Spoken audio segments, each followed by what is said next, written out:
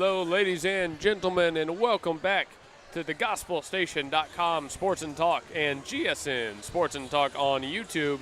We just wrapped up the women's game, and now we've swapped it. And look at this cool thing I can do on the YouTube right here. We have now swapped it to the men's game. It's Bethany High Broncos and the OCS Saints matched up here in the Area Consolation Championship. Thank you, everybody, for tuning in. Unfortunately, we are coming off of a loss. The Bethany women's team could not get it done against rival Weatherford. They lost by a final of 39-33. Or excuse me, 39-30, not 33. A heartbreaker, to be clear. It was a tough one for the Lady Eagles. Their season has concluded. Weatherford goes on to the state tournament. But now we've still got one more Bethany squad looking to punch their ticket. The Bethany men are 24-6 on the year on a 4-game win streak. They match up against an OCS team that has been playing out of their minds. Here on this pregame brought to you by Ship It Sooner out in Mustang. Watch your mouth. Ship It Sooner, 210 North Mustang Mall Terrace, 405-256-6264. They've got a bunch of services including notary, packing and shipping, copying and printing, and freight services, just to name a few. Luke Young sitting down with John Hickman for this one. John, this OCS team handed us a loss back in regionals. They've gone up against ranked opponent this year, and they've walked away with quite a few victories. They have. It's a great basketball team. A rematch for Bethany, something they've probably looked forward to have that opportunity at Bethany. OCS caught fire in that fourth quarter. They had, was it Onan? Who was the guard? He scored like 12 points, hit a couple deep threes. I mean, it was a great game for OCS. The Broncos are going to have to take a lesson from what those Lady Broncos just experienced. They came out tight, maybe too amped, too intense. The pressure just kind of got to them. If I'm Holiday and seeing that right now, I'm like just trying to crack jokes, trying to get them loose, trying to just focus on this is another game. They've had to play 3 in a row. I mean, just like the ladies did, so fatigue can be a little bit of an issue. So I would try to be as loose as possible as we head to tip. This OCS team was on the 3-game win streak through the playoffs. They took down John Marshall, Bethany High, and Weatherford before they lost last night to number 2 overall Cassia Hall. But get this, it was a 48-47 finish. Yeah, so you wonder if any kind of residue happens from that game where you lose a close one, maybe you come out flat, or you spent so much energy in such a tight game. Maybe that plays a role. But OCS at Bethany, their calling card was intensity on defense. I think the Coyote Pond key to the game is how the refs officiate it. If they let it be physical, which is what OCS is known for, if they're handsy, physical guarding the ball, and the refs don't really call that, then it could be a long night for Bethany. Bethany on their run has taken down such powerhouses like Inola High, the number 18 team in the class, and Weatherford, who was right there with Bethany on the cusp of a top 10 ranking. Now they meet up against number 14 overall OCS in game number 5 of the area tournament. A 24-6 Bethany squad meeting up on a 16-9 OCS group. What's interesting, Luke, we talked about this with the Lady Broncos, who, if you're just joining us, they lost a tough one to Weatherford right at the cusp of making it to state. They don't make it. The boys had a similar kind of expectation. Just play this year. You're not going to have a chance at state. They lost the whole starting 5. All 5 seniors graduate last year, move on, some of them to play basketball at the next level, some to play other sports, football. But this team's starting a whole new 5. In fact, really only one of the starters, Denton Jaggers, the senior, is the one that got minutes last year. Everyone else was kind of JV or riding the bench. But, boy, they have stepped up the team chemistry. By the way, you had a whole new coach. Coach Holiday, he was the assistant, but now he's the head man. His first year coaching, and he's got him 1 game away from making state, shocking everybody. That is a great way to put it, John. I couldn't have done it better myself. All right, let's see this here. Looks like we are ready to announce our starters. OCS will be the first announced. Eli Winter, the senior guard, wears number 3. He's the first up. After him, number 4, James Huffmeyer, the senior forward. Then there's the man, Hudson Onan. After him, Hudson Struckle. And rounding out the starting 5, number 32, Austin Ayers. Yeah, Onan's the stud. Coach Holliday actually used to coach him, I think, in some like AAU stuff or some other kind of tournament ball, and so he's very familiar with his game. And their head coach coached at Bethany Middle School many years ago. I remember us talking about that when we met them for the first time this year. It's funny how storylines wrap up like that in a game like this. Jaggers, Weaver, Griner, Brady, and Chapman, the starting 5 for your Bethany Broncos. Now, you remember Coach Holland after the last game, he said they just out-physicaled us, and we didn't respond. And it was, they just responded a little too late. OCS got off early, kind of had to fight our way back in, and then Onan had just a masterful fourth quarter. Got to watch him as a shooter. But let's see if we match the physicality or maybe even get the first punch, so to speak, to start this game. Bethany had a 73-57 win over Inola High. Then they came back yesterday, got a 39-33 win over Weatherford. Now they're looking to bump up the Saints in the Area Consolation Championship. Win or go home. It's state or bust for both of these teams. One key player to watch for Bethany who actually is not going to be a starter, that's Wyatt Kiefer. He joined the team late after an injury during football season. Didn't start playing until playoffs. In fact, his first game was against OCS and played a lot of minutes. And as you've seen Luke through this tournament, he's got a lot of play time. So we'll see his impact as a super sub. Brady and Huffmeyer set to jump. Brady wins it, got a first possession. Jaggers drives right hand into the lane, dropped a defender, tried to hit Griner beyond the line, but threw just past the outstretched hand to number 5. Jaggers kind of fortunate, could have been an offensive foul, but he takes the bump and he passes it out, but to no one. So now OCS in their first offensive possession of the game. Here's Huffmeyer. Crossover move, left hand into the lane, 2-step, shots up, and Chapman hit for an early foul. Probably the correct call. Chapman was right there. His body, I think, actually was in great position. I think he got a little bit of that arm on that layup attempt. Clock stopped with only 20 seconds having come off of it, 7:40. First personal foul on Chapman. I didn't say this, but I feel like there's more Bethany people here than the opposing crowd. I could be wrong, but just looking around, I felt like our Lady Broncos had more than the Weatherford crowd, and maybe potentially, even though there's a good crowd on this OCS side, maybe a little bit more as well. Huffmeyer missed his first, set to take his second. It's up, and that one good. Could be a bad sign. We're in the all whites, and they're in the all blacks. OCS up 1-0 after 1 of 2 made free throws.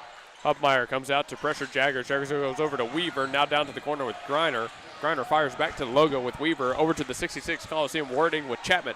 Chapman all the way down, right block, got the ball popped out, and OCS has it. Huffmeyer up the left line. The senior forward, ball handler, right side, all the way to the lane, backs off Chapman. No shot, foul on the floor. That could be the second on Chapman, so Kiefer's going to get in earlier than expected.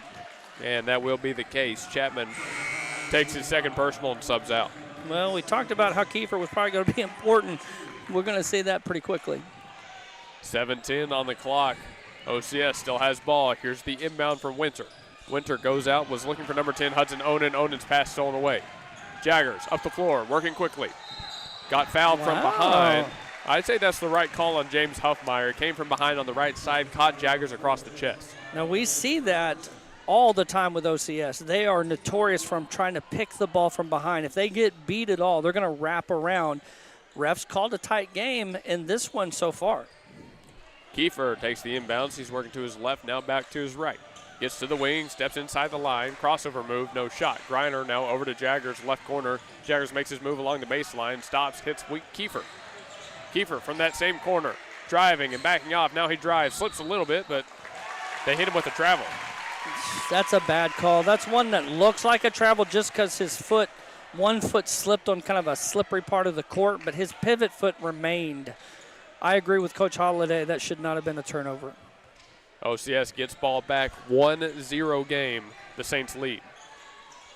Winter looks down low, has a man, it's Onan. Onan back out high, Irons puts up a three. He's actually a dangerous three-point shooter. Couldn't get on that one. Griner comes down with the first rebound of the game for Bethany.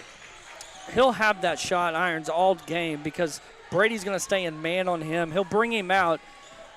If he knocks it down, it'll be dangerous, but I think Bethany's okay with that shot. Griner has it on the right wing, working on Winter, left hand into the lane, going down, and there's the whistle blown. Late whistle, but it is the correct. I kept looking for, like, hey, where is it? And maybe my reaction time's just a little quicker, but whistle was blown as a push in the back. Well, why don't you go down there and put on the stripes? I'm not in shape. Bethany to inbound, 6-12. It's a lob straight to Jaggers. Jaggers brings it down on the left elbow. Hits Kiefer, left corner. Kiefer shot in rhythm and made. He's not afraid to shoot. The first points of the night go to Wyatt Kiefer. 3-1. Bethany leads with 6 minutes left to play in the first. Struckle, the ball handler, working on Jaggers. Crossover move, going right side. Sees nothing open up, so he gives it to Huffmeyer. Huffmeyer now right side all the way to the baseline. Runs straight into Griner. Great defense by Seth Griner. Kiefer has the defensive board. Presses the advantage. There's a handoff to Griner. Risky pass to Jaggers on the right wing. Jaggers brings it down. Now to the baseline. Backs off when matched up with Irons. Gives it to Kiefer. Kiefer spinning from the elbow. Back out to Jaggers. Right side. He gets to the baseline again. Needs somewhere to go. Flings one back out. The extra to Kiefer. 2 for 2. He's got it. I think we called him being an important player in this game. He's got all the points. 6-1. Struckle matched up on Kiefer. A lot of contact. Got to the elbow. Kicks it back out. Here's the shot taken. The three. No good for Onan. Brady comes down with the rebound and kept it inbounds to get to Jaggers. 5 minutes left to play in the first. Kiefer brings it past mid-floor. Working back to his right side. Bethany has lived on that right a lot here. Griner to Kiefer, right wing. Kiefer with the bounce pass down low to Brady. Two defenders come out to meet Brady. He dribbles once, backing down Iron twice, puts up the shot. He's got it. Quick timeout. Brady, 4-2, 8-1 lead with 4:49 left to play in the first. We're going to a break as a timeout was called. Thanks to Ship It Sooner again for their support of the stream. They work with all major carriers. They also sponsor our pregame show. We're back right after this, folks.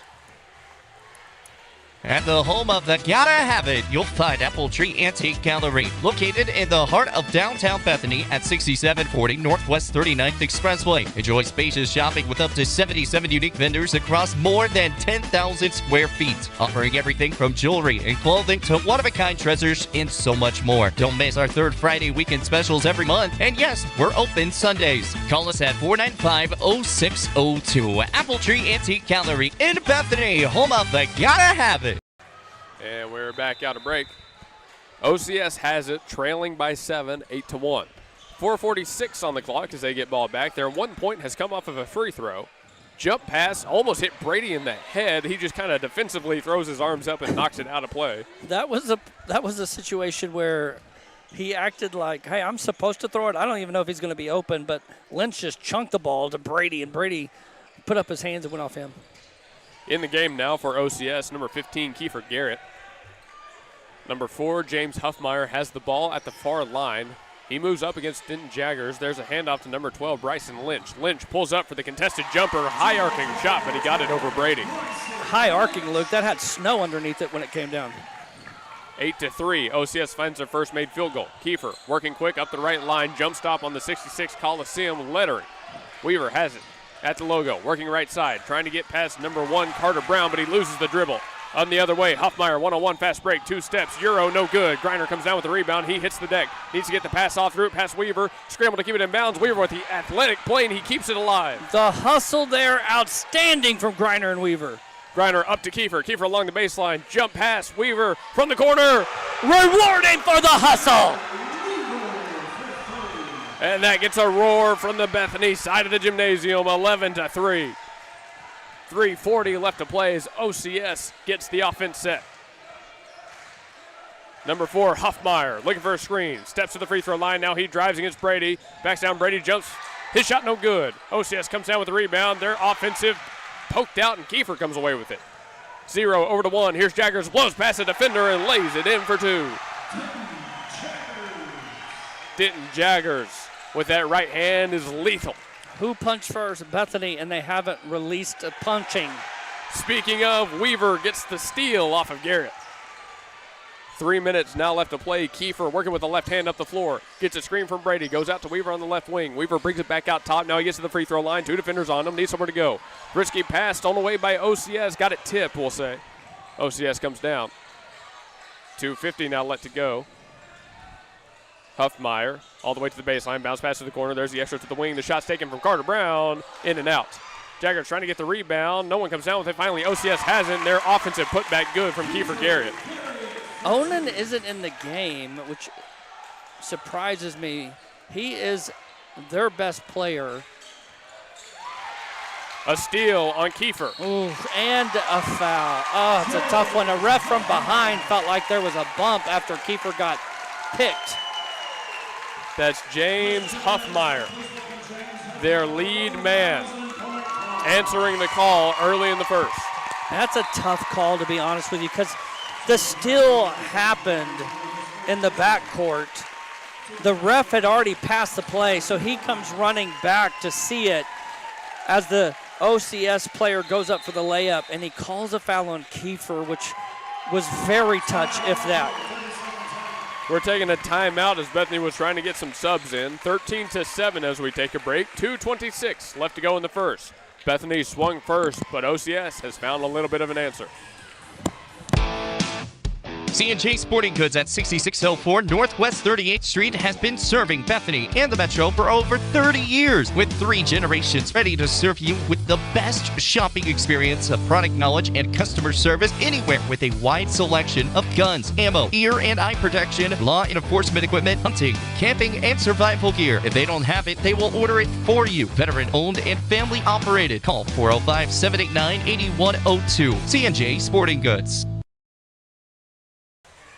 Thanks to Aloha Shaved Ice for their support of the stream. Aloha's at 8000 Northwest 39th Expressway, brand new sponsor with a year-round shaved ice service. They don't just serve shaved ice, however, they've also got coffee products and a few solid foods as well, thanks to Aloha Shaved Ice. 8000 Northwest 39th Expressway. Bethany was in complete control. A little mini run here from OCS to claw back into this game. On the and one, James Huffmeyer drops it in. 13-8, a 5-point lead for the Broncos. Kiefer working against Huffmeyer, goes left hand, got punched out from behind, and there's a foul on Huffmeyer. That might be a makeup call, but again, Luke and I mentioned OCS loves to come from behind. They did it again, and that's the second time they've been called for that foul. I actually do agree with you on that one. I don't know if that was a foul on Huffmeyer. We tried to stay as fair as possible up here, even though we're the Bethany broadcast. Either way, that's the second team foul on OCS here in the first. Well, just as I thought that other foul on Weaver or Kiefer wasn't a foul, I don't think that one was on OCS. But either way, Bethany basketball. Brobston in the game. He's going to inbound this thing. Goes out to Kiefer. Kiefer now matched up on Eli Winter. Winter wears number 3 in black. Kiefer going right side, hits Jaggers in the corner. Jaggers with the crossover move, jump stop in the lane, sees Neal. Neal from the left corner puts up the 3. No good. Rebounded by Irons. That's the first miss from anywhere on the floor for the Broncos tonight. I think, didn't Chapman miss one early maybe? Maybe I missed that. No, he hadn't taken a shot. Minute 54. Down in the corner, it's Irons. Brings it out from the left to the right, into the lane, hits Winters. Winters from the right wing. 13-11. Kiefer behind the back move on Winters. Trying to bring it past mid-floor. He's at the Tiger logo. Now he goes left side all the way to the free throw line. Now all the way to the left block. Spinning. Goes out to Neal. Neal trying to get a screen from Brady. Swing along the baseline. Here's Brobson. Left corner. High arcing shot no good, but Brady has the offensive board. Brady backs down Irons. Goes up against him. The shot's in and banked off the glass. Yeah, I didn't like that 3 from Brobson. I love it when he shoots. It just was kind of a 4-shot. Winters working quick. Ran through 2 defenders and looks like that might be Kiefer's second. Let's see who they call it on. It will be Kiefer. And he kind of has the reaction of what else am I supposed to do in that situation? One thing that Bethany has gone away from, Luke, that they need to get back to is their bread and butter. Feed the big fella inside. We're not feeding Brady. He scored a couple times, and one was off a rebound. One was off feeding him in the paint. Got to get back to that. Inbounds here for OCS, and Jaggers hit with the shooting foul. It was number 11, Hudson Struckle, going up underneath the board. Both Jaggers and Brady contesting the call. Looked clean up top, maybe got him with a little body down low. 2 free throws coming. Bethany was up big. Now it could get to a one-possession game if he knocks down both. 15-11 currently. 2 free throws coming here. Struckle's first, no good. In the game, Jagger Weaver. He gave Kiefer a break. 4 team fouls on the Bethany Broncos with 1:13 left to play in the first, 3 on OCS. Here's Struckle's second. Up, and that one good. 15-12, and that just shows the strength of this OCS team. They are never out of any game. The inbounds goes to Brobson. Brobson matched up on Struckle, able to get past him, and there's a foul on Struckle. That's going to send Brobson to the line. Into the game, number 1, Carter Brown for OCS, and not to the line yet. That's only the 4th team foul, they say, on OCS. I thought it was the 5th. That's my fault. Actually, I think you might be right.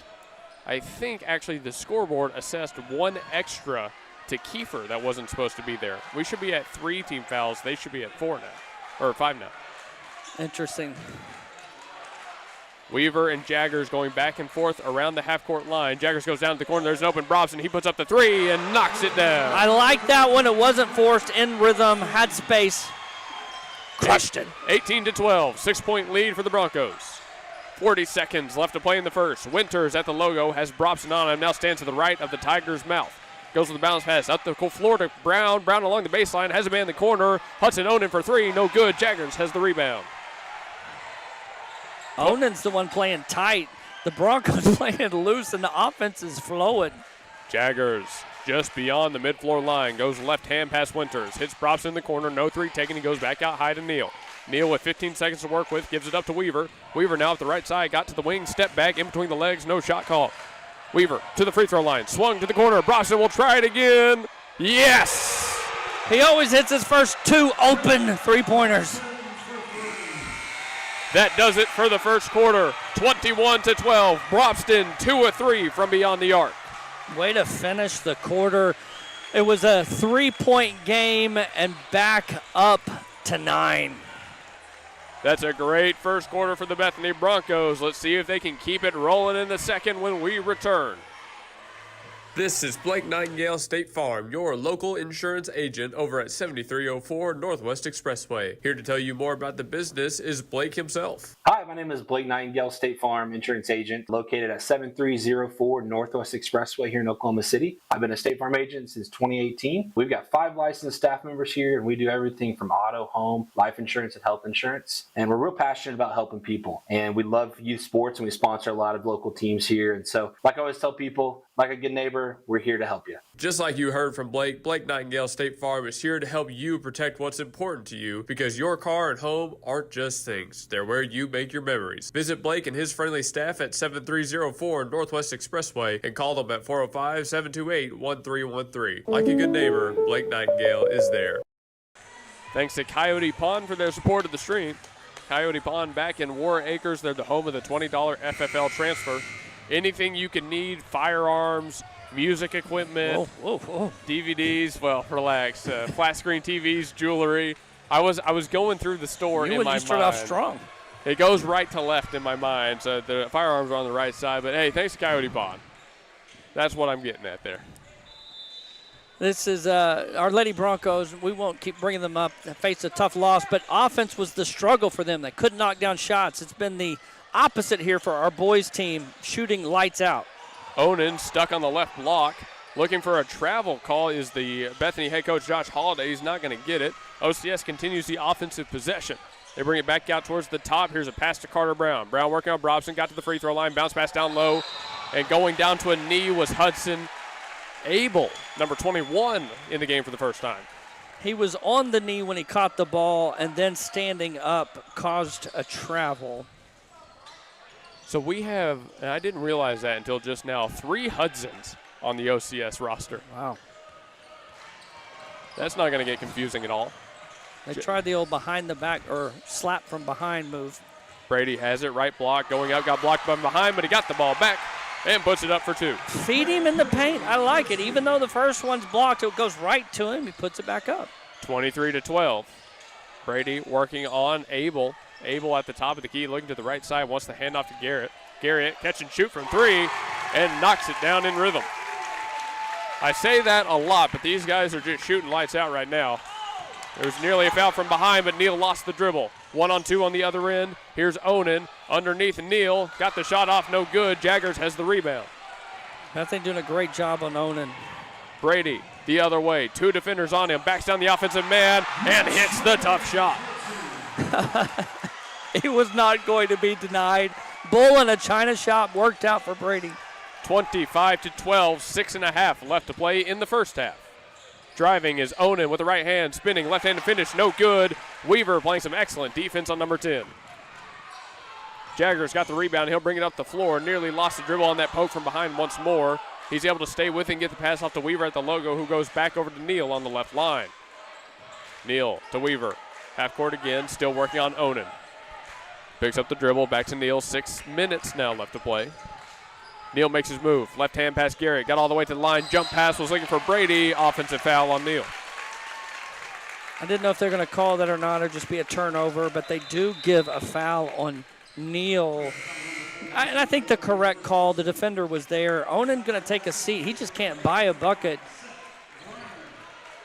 You know, the longer that is the case, the better for us. Absolutely. Had some kind of easier shots in the paint. He's trying to get in rhythm. Can't get anything to fall. Great energy from Bethany, especially focusing on Onan. 25-15, under 6 minutes left to play. Huffmeyer comes off of a couple of screens but can't find his way into the lane. This is what they want, a clear out. They want Brady one-on-one here. Huffmeyer goes left side, hits Winters on the wing. Winters with the soft screen, back to Huffmeyer. He goes left hand to the baseline, in trouble. 2 defenders on him. Extra pass all the way to the right corner. The shot's taken by Garrett. No good. Weaver comes down with the rebound. Would have been 2 in a row. Back iron. Extra ball movement from the Bethany Broncos. Here's Kiefer over to the corner. Brobson will try it again. Ah, he's money. Give the sophomore another 3-ball. Rhett Brobson, 3 of 4 from beyond the arc. All of them from that left corner. On the other end, Huffmeyer tries to do it himself, and he goes through 3 defenders to lay it up for 2. Right-handed layup for Huffmeyer. 28-17, 11-point lead for the Broncos. Kiefer working on Winters. Crossover move, got to the right wing, nearly lost the dribble, but picked it up. He'll go left side now, all the way to the left block. Backs down Winters, gets the spinning shot. And Winters can't get the foul call, so Kiefer says he'll take 2.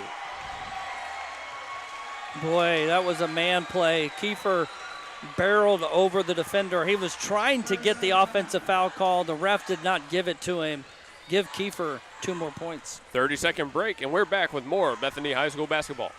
Lilygrass Flowers and Decor is rooted in rich history dating back to 1979 in the precious memory of Flowers by Roy. Alicia Rankins and staff have carried the commitment to only offer the finest, unique floral arrangements with same-day delivery locally and nationally. What you envision, we make reality at Lilygrass Flowers and Decor, 7101 Northwest Expressway. Call Lilygrass Flowers and Decor at 721-1813 and begin a new memory. 4:52 on the clock coming out of timeout. 30-17, the Bethany guys lead by 13. Reminder, this is an OCS team that lost to the number 2 team in the class by 1 last night. They are now down double digits. Yeah, last night might be the key here, having to come back and play again after a close one. I thought the first quarter might be rough and they'd settle in the second, but boy, Bethany's, even though they're on their 3rd game in this area consolation side, they are shooting the ball at a high rate. Well, at halftime, I'm going to play an interview I caught with Breck Brady and Denton Jaggers where they talked about the team they bring out to the floor once again. They had some great things to say. Hope everybody tunes in for that, sticks around. Winters working on Griner, goes all the way to the left corner, able to hit Garrett on the left wing. He puts up a contested shot, no good, fell right in the hands of Kiefer. Kiefer will bring it up the floor on the right sideline, goes over to Griner on the left. Griner has Huffmeyer come out to meet him. Now he goes right hand himself all the way to the wing, now inside the line. Tries to get to Brady. Brady on the left block, spinning, puts up the shot. That one in and out. Brady still fighting for the rebound. He came down with it, hit Griner, and Griner's floater is good. beautiful push shot from Griner as Brady went to the ground and tipped it over to him for an assist. That is ridiculous. 15-point lead for the Broncos. One-handed pass over to Huffmeyer on the left wing. He's matched up on Weaver. Crossover move, getting into the lane. Weaver goes up, and one for Huffmeyer.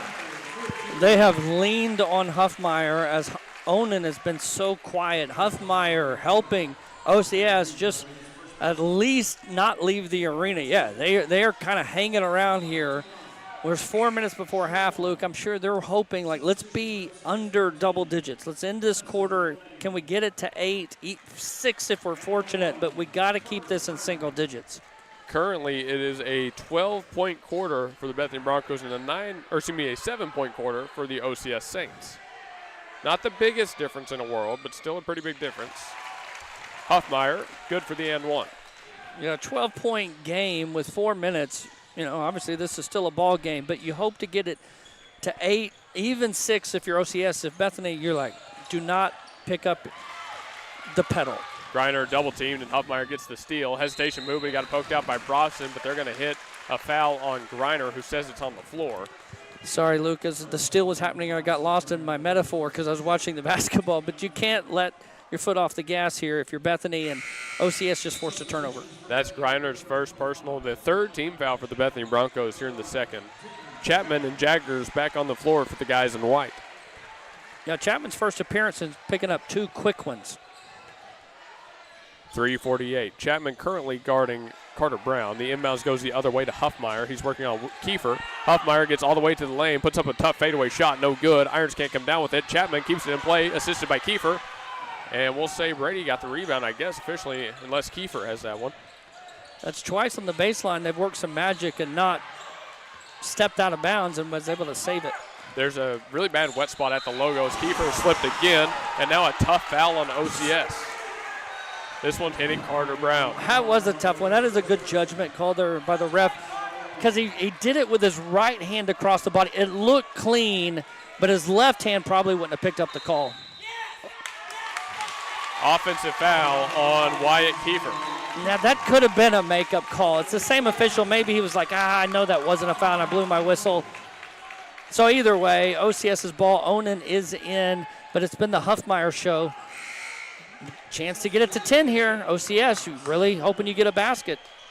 Kiefer takes his third personal, so he comes out of the game. Seth Griner back on the floor. Great catch. 3 on Kiefer is a big deal for Bethany.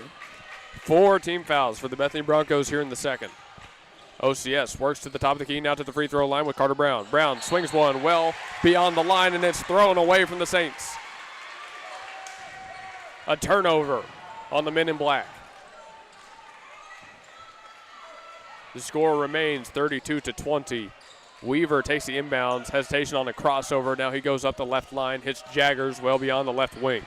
One-on-one matchup there, but he goes back over to Griner, who has Winters on him. Griner with the swing pass to the corner. Here's Brady. Fakes a pass, cross-court swing. Griner with the extra out to Weaver. No shot opens up for number 3. Under 3 minutes left to play here. Chapman's ball swatted away. Huffmeyer on the steal. Poked out from behind. Let's see where this goes, staying with OCS. That's Weaver on the good defense. Yeah, that's exactly right. Huffmeyer was going to have a breakaway layup, but the speed of Weaver and Griner, and I've seen it on the football field, those two guys are fast, great track athletes as well. Weaver comes from behind, knocks it out. Another inbounds for OCS. There's an open player in the corner. Catch and shoot from 3. No good for Hudson Onan. Big board from the 6'6" Brady. Back on the other end, Chapman has on the right wing, goes to Jaggers in the right corner. He's looking for the inbounds to Brady, but 2 players swarm to 2-4. Chapman goes back to Jaggers instead. Now he'll bring it back out towards the logo as a call comes in from Josh Holliday.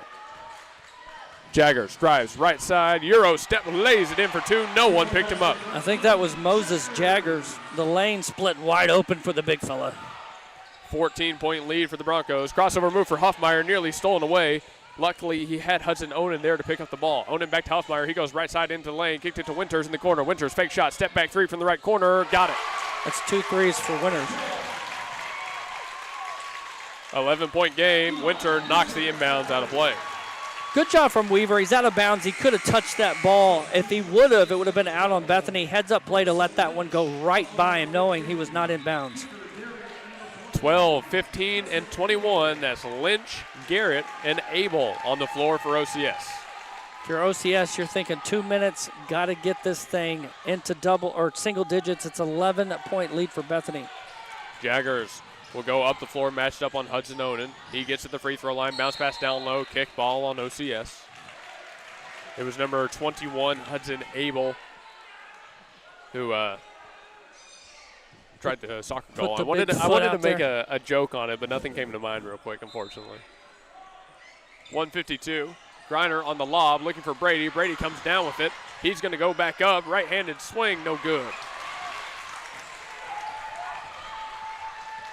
OCS in trouble against this full-court defense. Garrett is able to bring it past half court against Griner. He'll go to the right wing looking for a screen. A little bit of separation. Griner sticks with him off of the screen.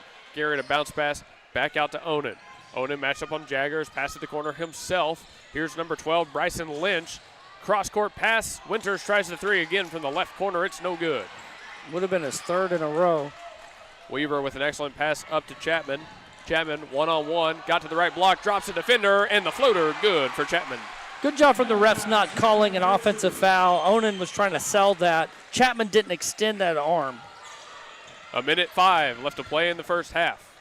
Here's Onan from the left wing, gets to the free throw line, jump pass over the corner. Garrett drives along the baseline, two defenders on her, pulls up for the shot, no good. The second attempt, no good as well. That one came from number 21, Abel, but he was fouled on it.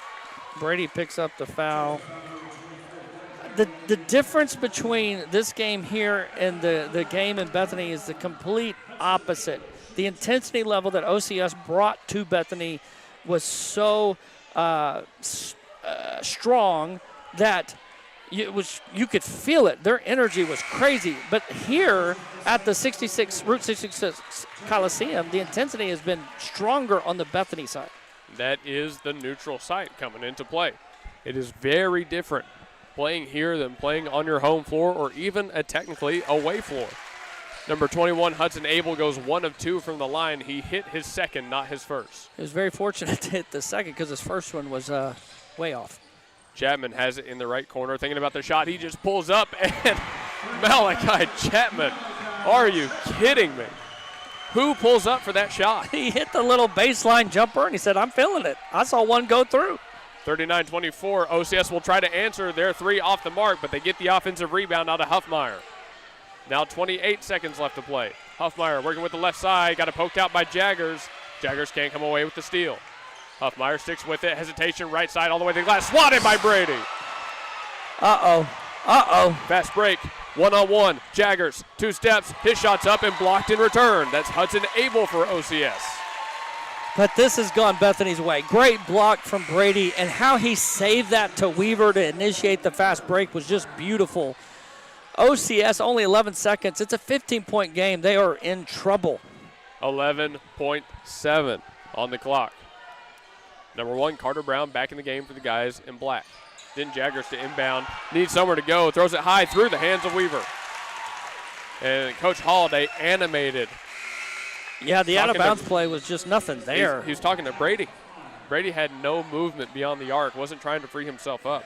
I don't know if he was expecting a cross for anyone or what, but it's a missed opportunity for the Broncos. 10 seconds now left to play. Plenty of time to drop a good one. Here's Huffmeyer to the left. Backs it off in the corner. Goes out high. Weaver knocks it out of bounds. And last touched by Weaver. The official wasn't sure about it.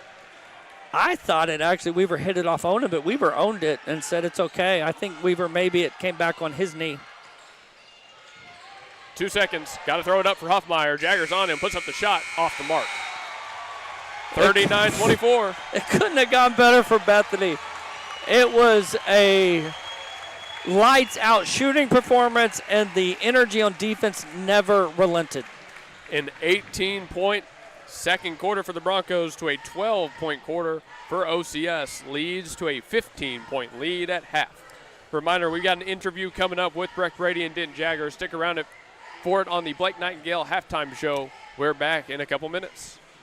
Hello again, everyone. We're back here on the main street of America in Oklahoma City, back at one of our favorite places, State Farm Insurance, Blake Nightingale. Blake, how are you doing today, sir? I'm doing great. It's a beautiful spring day here in Oklahoma City, and so excited for all the upcoming things coming our way. So That's right. And it's even still February, and we're in spring. I love Oklahoma. it feels like spring.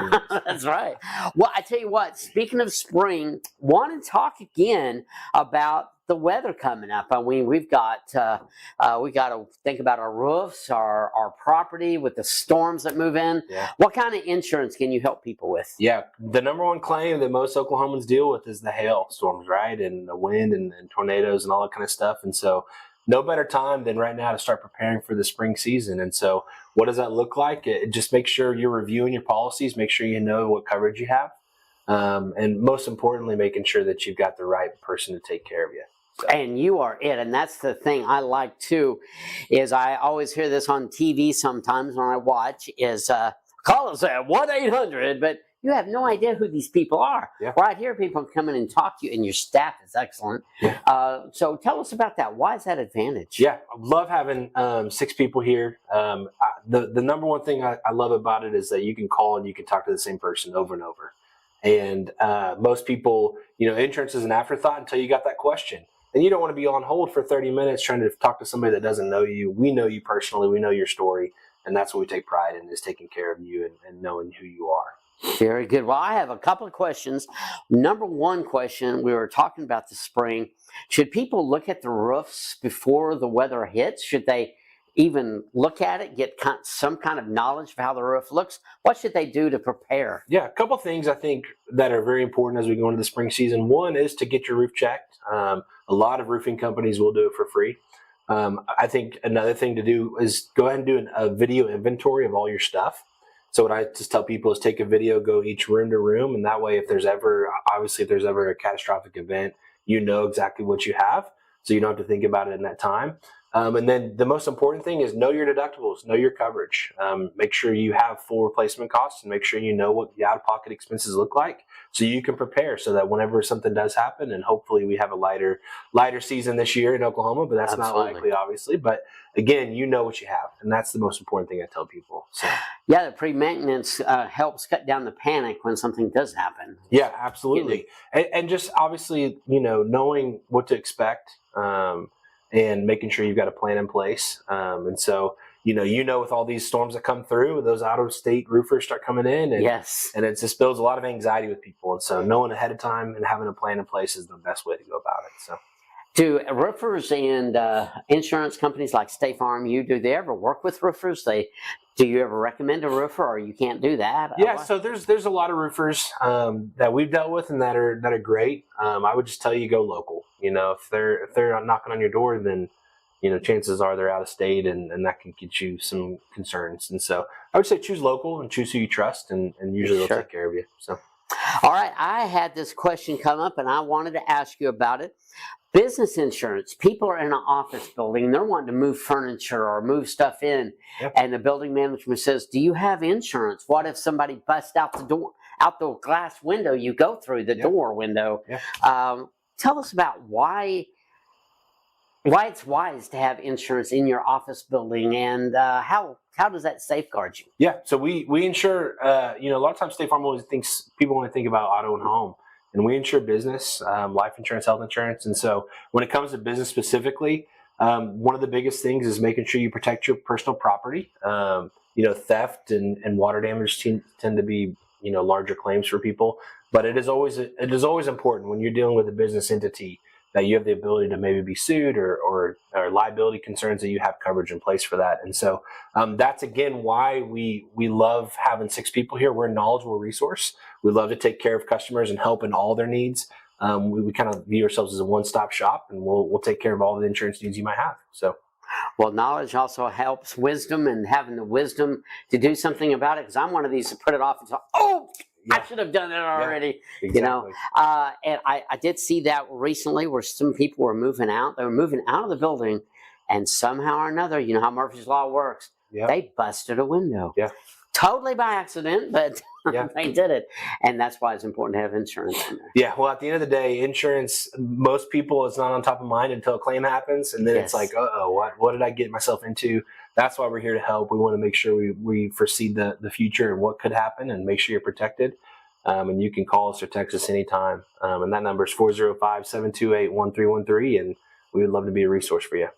And once you tell us your address and any other final words you'll say before we cut and get back to where we're at. Yeah, so we're located here off of Northwest Expressway, 7304 Northwest Expressway here in Oklahoma City, Oklahoma. And again, like I said, text or call. The biggest thing that I tell you going into the spring, doesn't hurt to shop, doesn't hurt to make sure you've got the right coverage in place, and we would love to be a resource for you. So. And I might add that, Blake, you're a family man. You know what it's like to raise a family and take your kids places and just all of that. So you're very knowledgeable and have empathy toward families that are needing to get insurance to take care of them. Yeah, we love to hear the personal story of each one of you, and we love to take care of you and help in any way we can. Well, thank you, Blake. Thanks for sponsoring all of our sports in Bethany High School and all that we do. Yeah. We appreciate all you do, Blake. Yep, thanks. Go Broncos.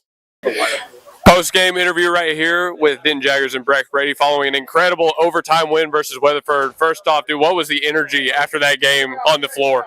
It was a lot of fun. We knew we could win, obviously. We just had to do what we needed to do. It was a little too close, to be honest. But I felt amazing after it. I mean, going to their house a few weeks ago and losing by 15, it felt amazing, and get back and beat them. Absolutely. Josh Holliday has talked a lot about weathering the storm with the team. You guys did that tonight. Tell me, what was the game plan on the defensive side coming into this game? I think defensive plan was to not allow them to get the first rebound and defend. Leaving that in? Basically what he said. Get the first rebound. That's one of the things he preaches the most. And just guard your guy and stay in front. Hey, you guys have got a lot of great players on the floor with you. Tell me about some of these guys behind the camera right now. Jagger, Rhett, Dempsey, Seth. They all played great. Everyone played great. Nobody individually did anything crazy. We all just played together, and that's what Coach was saying. Just play together, and that's what we did. And don't forget Malachi and Wyatt. Both came in and played really well. All right, I got two more questions for you here. For you personally, when it went to OT, what were your individual thoughts? We're going to come win this. That's all I was thinking. I was glad it went into overtime because I knew we had 4 more minutes, and it was a little too close there at the end of the fourth quarter, so I was glad it went into overtime.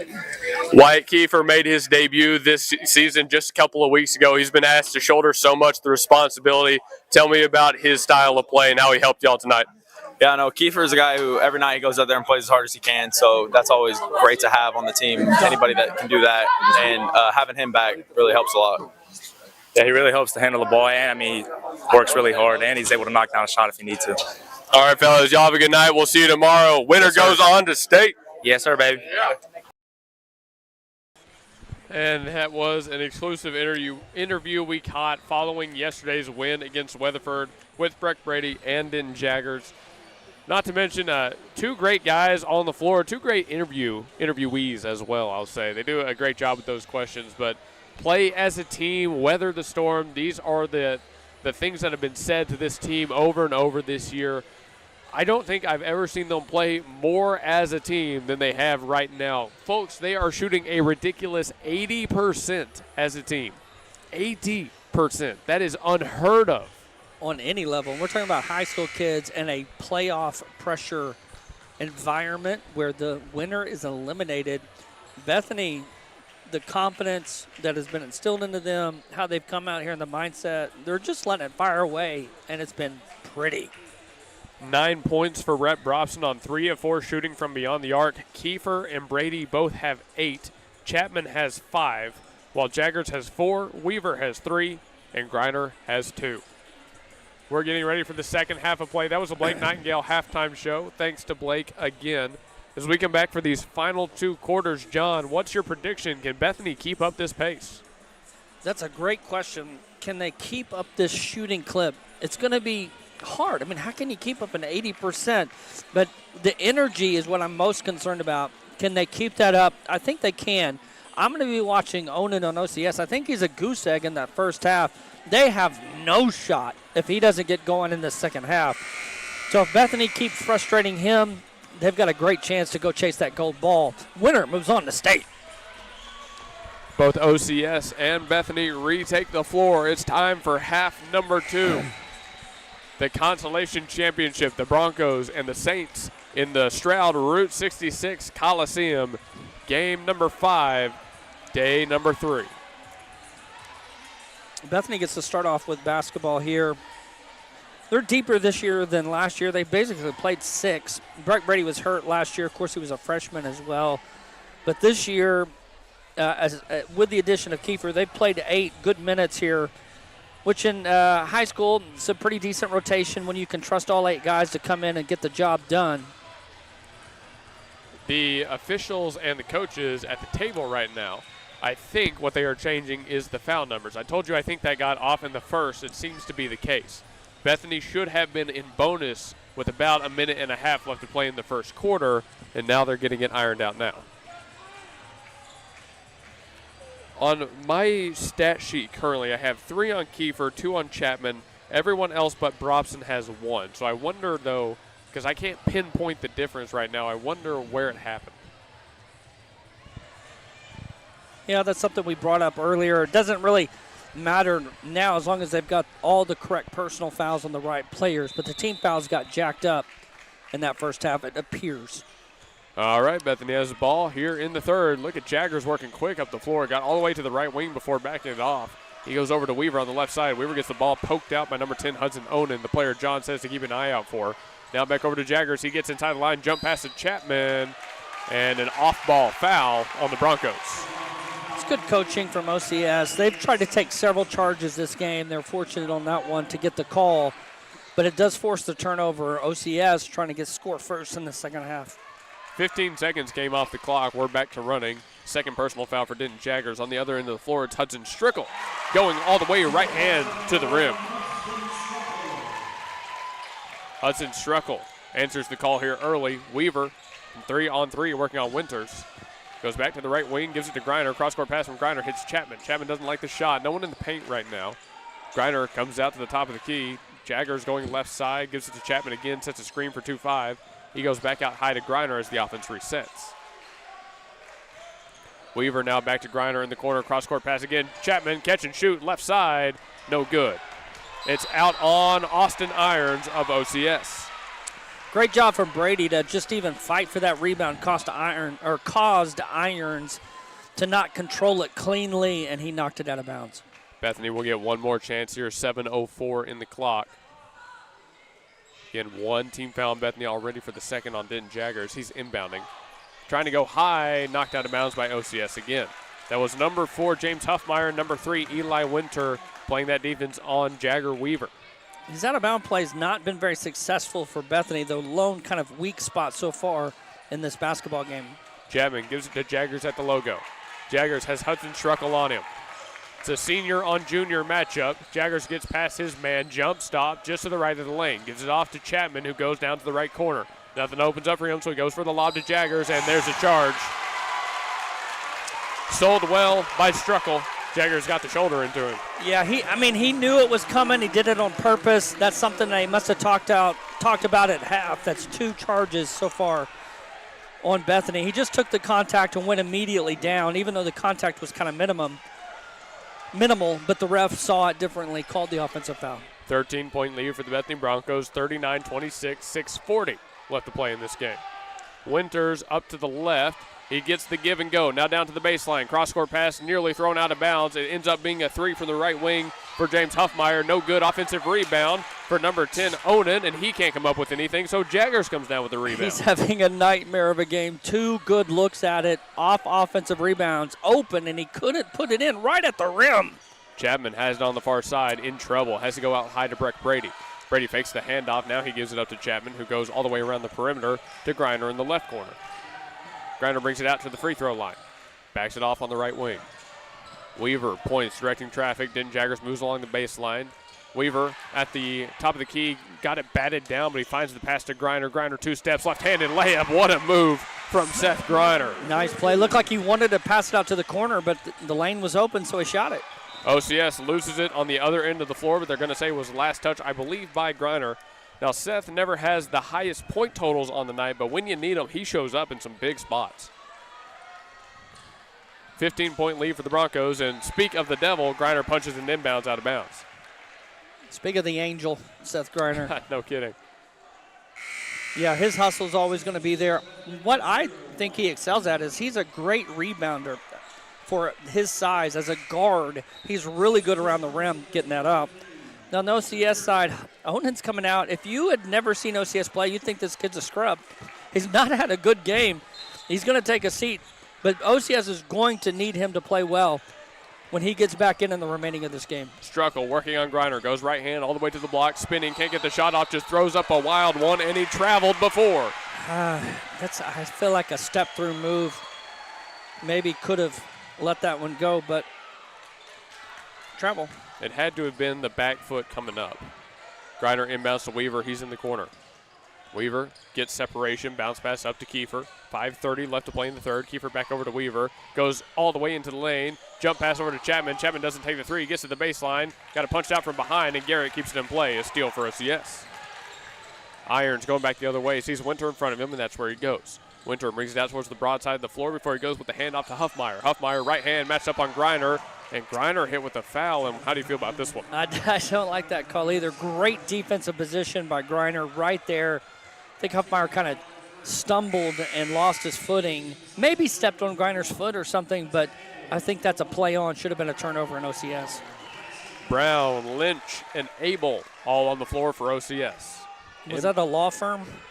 Maybe. It might be. Keep an eye on where they go after high school, I guess. Oh, Brown, Lynch, and Abel. It's an offensive foul on number 12, Bryson Lynch. Oh, no, excuse me, number 4, James Huffmeyer. His second. He's been the standout for OCS thus far. Griner to inbound, needs somewhere to go, hits Kiefer underneath the bucket. Kiefer with the risky pass to Brady, but he brings it down. Brady able to get a bounce pass off to Griner, dodge the travel call. Griner all the way coast to coast, hits Weaver, extra to Kiefer. Kiefer doesn't take the three, gets to the free throw line, spins, goes up, left-handed finish, drew the foul. Fortunate, with him hitting a three or two earlier in the game, I thought he had pulled that one. Instead, he drove it. Chapman also passed up an open three as well. Kiefer gets to go to the line. Kiefer is 2 of 2 from beyond the arc. Chapman is 1 of 2. They just didn't feel it in the moment. These are the first free throws of the night for Bethany as a team, and Kiefer gets the first one to go home. 42-26. Here's his next. Up, and that one too strong. OCS nearly came down with the rebound, but it fell into Breck Brady's hands. They're going to say Chapman went up over the back of Hudson Abel for the foul. Did you say Hudson? Yes. Are there any Hudsons on that team? A few. Third personal foul on Chapman. There's also a 3 on Jaggers and Kiefer. That's the 4th team foul in this quarter with still more than half of it to play. OCS goes up the right side of the floor. Here's number 12, Lynch, looking down low, able to hit Abel. He spins, has no shot, opens up, so he goes to Garrett, top of the key. Garrett from the middle of the floor, crossover move, left side, got to the block, spinning, fadeaway jumper, off the back of the rim and good. Robson on the floor, he inbounds to Kiefer, and Kiefer got the ball tapped out. He just lets it roll out of bounds. The OCS fans want a turnover to stand with, and look at Seth Griner showing off the soccer skills right there. Did you see that? You know, he will go play and join the soccer team here as soon as this season ends, hoping that it doesn't end until that gold ball's in his hand. Probston, a 3 from the left corner. He's money. Leading scorer, 4 threes, Brett Probston. 45-28. 4:15 left to go. Crossover all the way to the rim was number 4, Huffmeyer, and he gets the friendly whistle. Not surprised by that one, however. A lot of grabbing hands. The bad part is it goes on Seth Griner. That's his 3rd personal. 4 players for Bethany have 3 personal fouls now. I think Neal will come in for him, but the effort from Bethany has not relented at all. They're still pressuring hard with the man-to-man defense all over this court. No let up, and you've got to do that. You don't want OCS to even think they have hope, so you keep putting the pressure on their neck. Neal subs into the game for Griner. Again, head coach Josh Holliday says the team is on another level when Seth Griner is out of foul trouble and he's allowed to be aggressive. They're going to try to save him here. 0 for 2 from the line is Huffmeyer, and Brady has the rebound. 4 minutes left to play. Neal brings up the right side of the floor. Hesitation going to the corner. There's Kiefer. Back out high to Brady, right wing. Brady with a hand off to Kiefer. Kiefer gives the pass off to Weaver on the other end of the floor. He'll back it off, and the offense will reset. Kiefer has Carter Brown on it. hard jab step. Now Kiefer goes right side, lost the dribble, but he'll get back in time. A defender comes out from behind. OCS out of position, but they stick with Kiefer, who didn't see Huffmeyer coming. Huffmeyer, fast break the other way, one-on-one with Weaver, and they hit Weaver with the foul. No even argument from Weaver. He just shakes his head. Yeah, I mean, he fouled him. I love the hustle to make it a difficult layup attempt. It was going to be just a breakaway, maybe even a dunk. But Weaver's hustle and heart forces a tougher shot, and he definitely fouls him. But a good foul, make him earn it. They just missed 2 free throws. Maybe it happens again. Huffmeyer 0 for 2 on his last trip. His first, that one is good. 45-29. A 16-point game. Extended minutes from Onan on the bench. Just surprised to see him struggle after such a strong outing earlier. Huffmeyer on his second. That one too short, but it fell right in the hands of Bryson Lynch. OCS has a chance to put up at least 2 more. Here's Huffmeyer, right hand, 2 steps, lays it up, too strong. Abel comes down with the rebound, and his and one will send him to the line. Great contest from Brady, but often when that happens, when you come over to help, the ball goes long, went right to OCS. Abel fouled. As you mentioned, they scored 1 free throw. They might get a 3-point play. Well, he scored, so that's 3 points. They might get 4 points out of this. This possession for OCS has turned into the best possible for the Saints. 45-31, the and one up and no good. Maybe not best possible yet. Gosh, did you hear that crash on the court? Yeah, that was number 4, James Huffmeyer, the senior, trying everything he can to earn another chance for OCS. A timeout taken. Bethany leads by 14 with 3:27 left to play in the third. Come see us down at Smoothie King. We have 2 amazing locations to serve you. 5914 Southeast 15th Street in Midwest City and 5921 Southwest 3rd Street, located right in the heart of Oklahoma City. Folks, we have the awesome Dude Perfect smoothie. We have wonderful enhancements to get you ready for your workout. Rule the day. Smoothie King is your one-stop shop for delicious smoothie action. Come see us at Smoothie King. Out of timeout. Bethany has put OCS in bonus here for the final 3.5 of the third quarter. John, we have 4 players with 3 personal fouls. If that starts to climb, what is this fourth quarter going to look like for the Broncos? Well, currently they're all in control, and even if 1 or 2 gets in foul trouble, you've got a little bit of a depth and positionless basketball to play this game. Denton Jaggers is going to get fouled here. It's Carter Brown taking the foul. That is Brown's second personal and the 3rd team foul on the Saints. Yeah, Bethany's just saying, hey, in this quarter strong, we've got a 14-point lead. Keep it in that range or even add to it if we can, but we don't want them to have hope. Brobston, Brobston on the floor. He's the only player for Bethany without a foul currently. Jaggers has it beyond the left wing, one-on-one matchup. He goes right side, got to the middle of the floor before having to give it back up to Brobston. Brobston over to Kiefer. Mass subs getting ready to come in for OCS. Here's an open Neal in the corner. Garrett comes out to meet him, prevents the shot. 3 minutes left to go in the quarter. Jaggers goes right hand all the way into the lane, 2 steps, fed to the corner. Here's Brady along the baseline. He goes up against 2. The shot no good, but he got his own rebound. Now his second chance, that one falls. They tried to pull the old take a charge. It should have been a foul on OCS. They were not in position, but Breck was easily able to get his own rebound and put back. 2:37, 47-31. One white jersey goes down to the ground. Abel has it going out to the corner. Brown now up high to Huffmeyer. Huffmeyer gets a screen from Abel. Step back 3 for Huffmeyer from straight away. No good. Neal fighting for the rebound. He can't come down with it, but Denton Jaggers will. I'll tell you this, OCS is in big-time trouble. Bethany has been full control of the game, and they're going to call this on OCS. Really, I was Kiefer kind of initiating that contact, but they're going to call OCS on the foul. I'll say this about the foul trouble, Luke.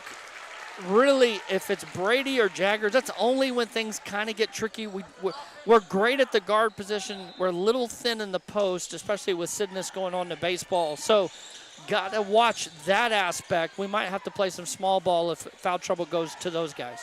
Neal working on Winters. On the right side, goes to Jaggers. Jaggers with an inside pass to Brady, gets deflected and stolen away by OCS. And as OCS was looking to make their break, It's Jaggers taking a foul. Well, we just talked about it. Hold on. What's going on here? There's a question about who the foul's on.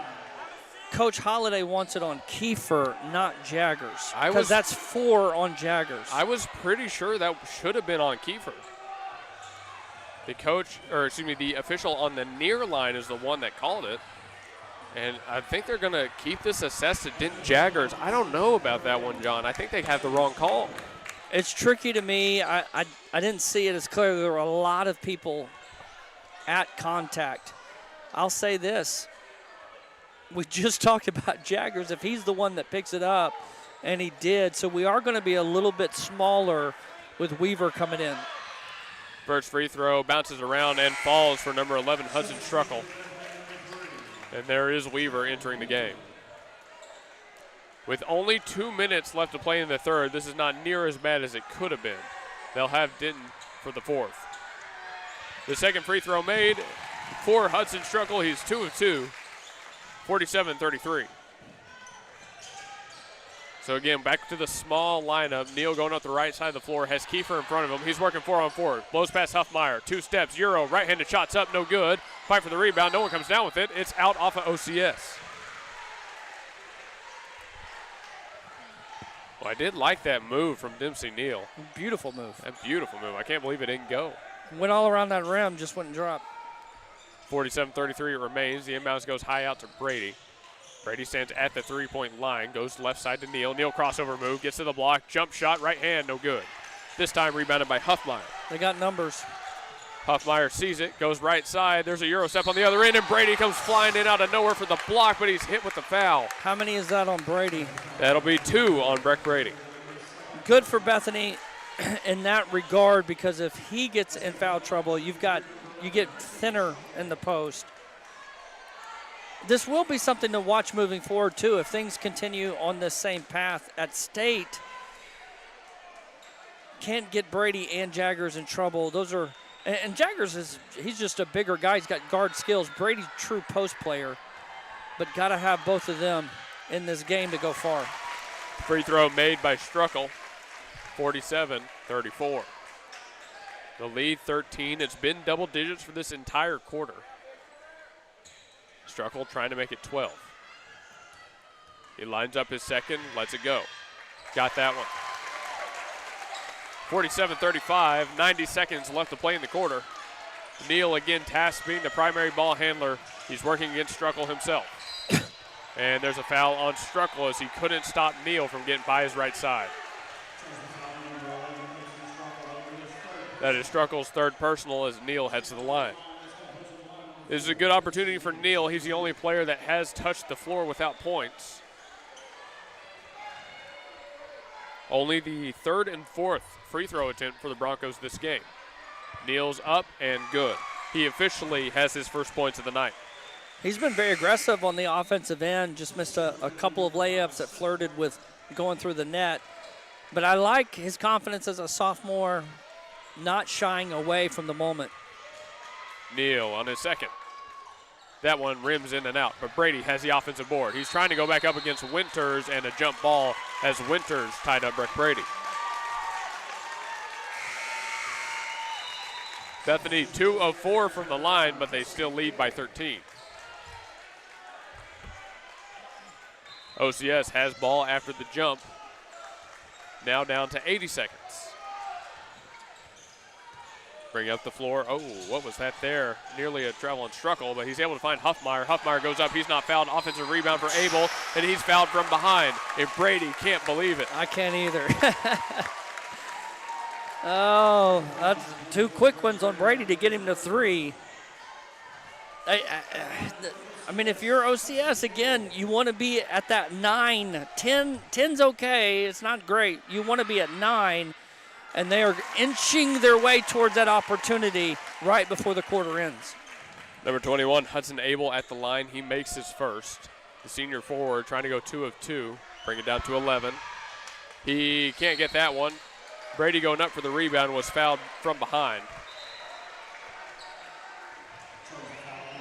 That foul goes on number 3, Eli Winter, his first.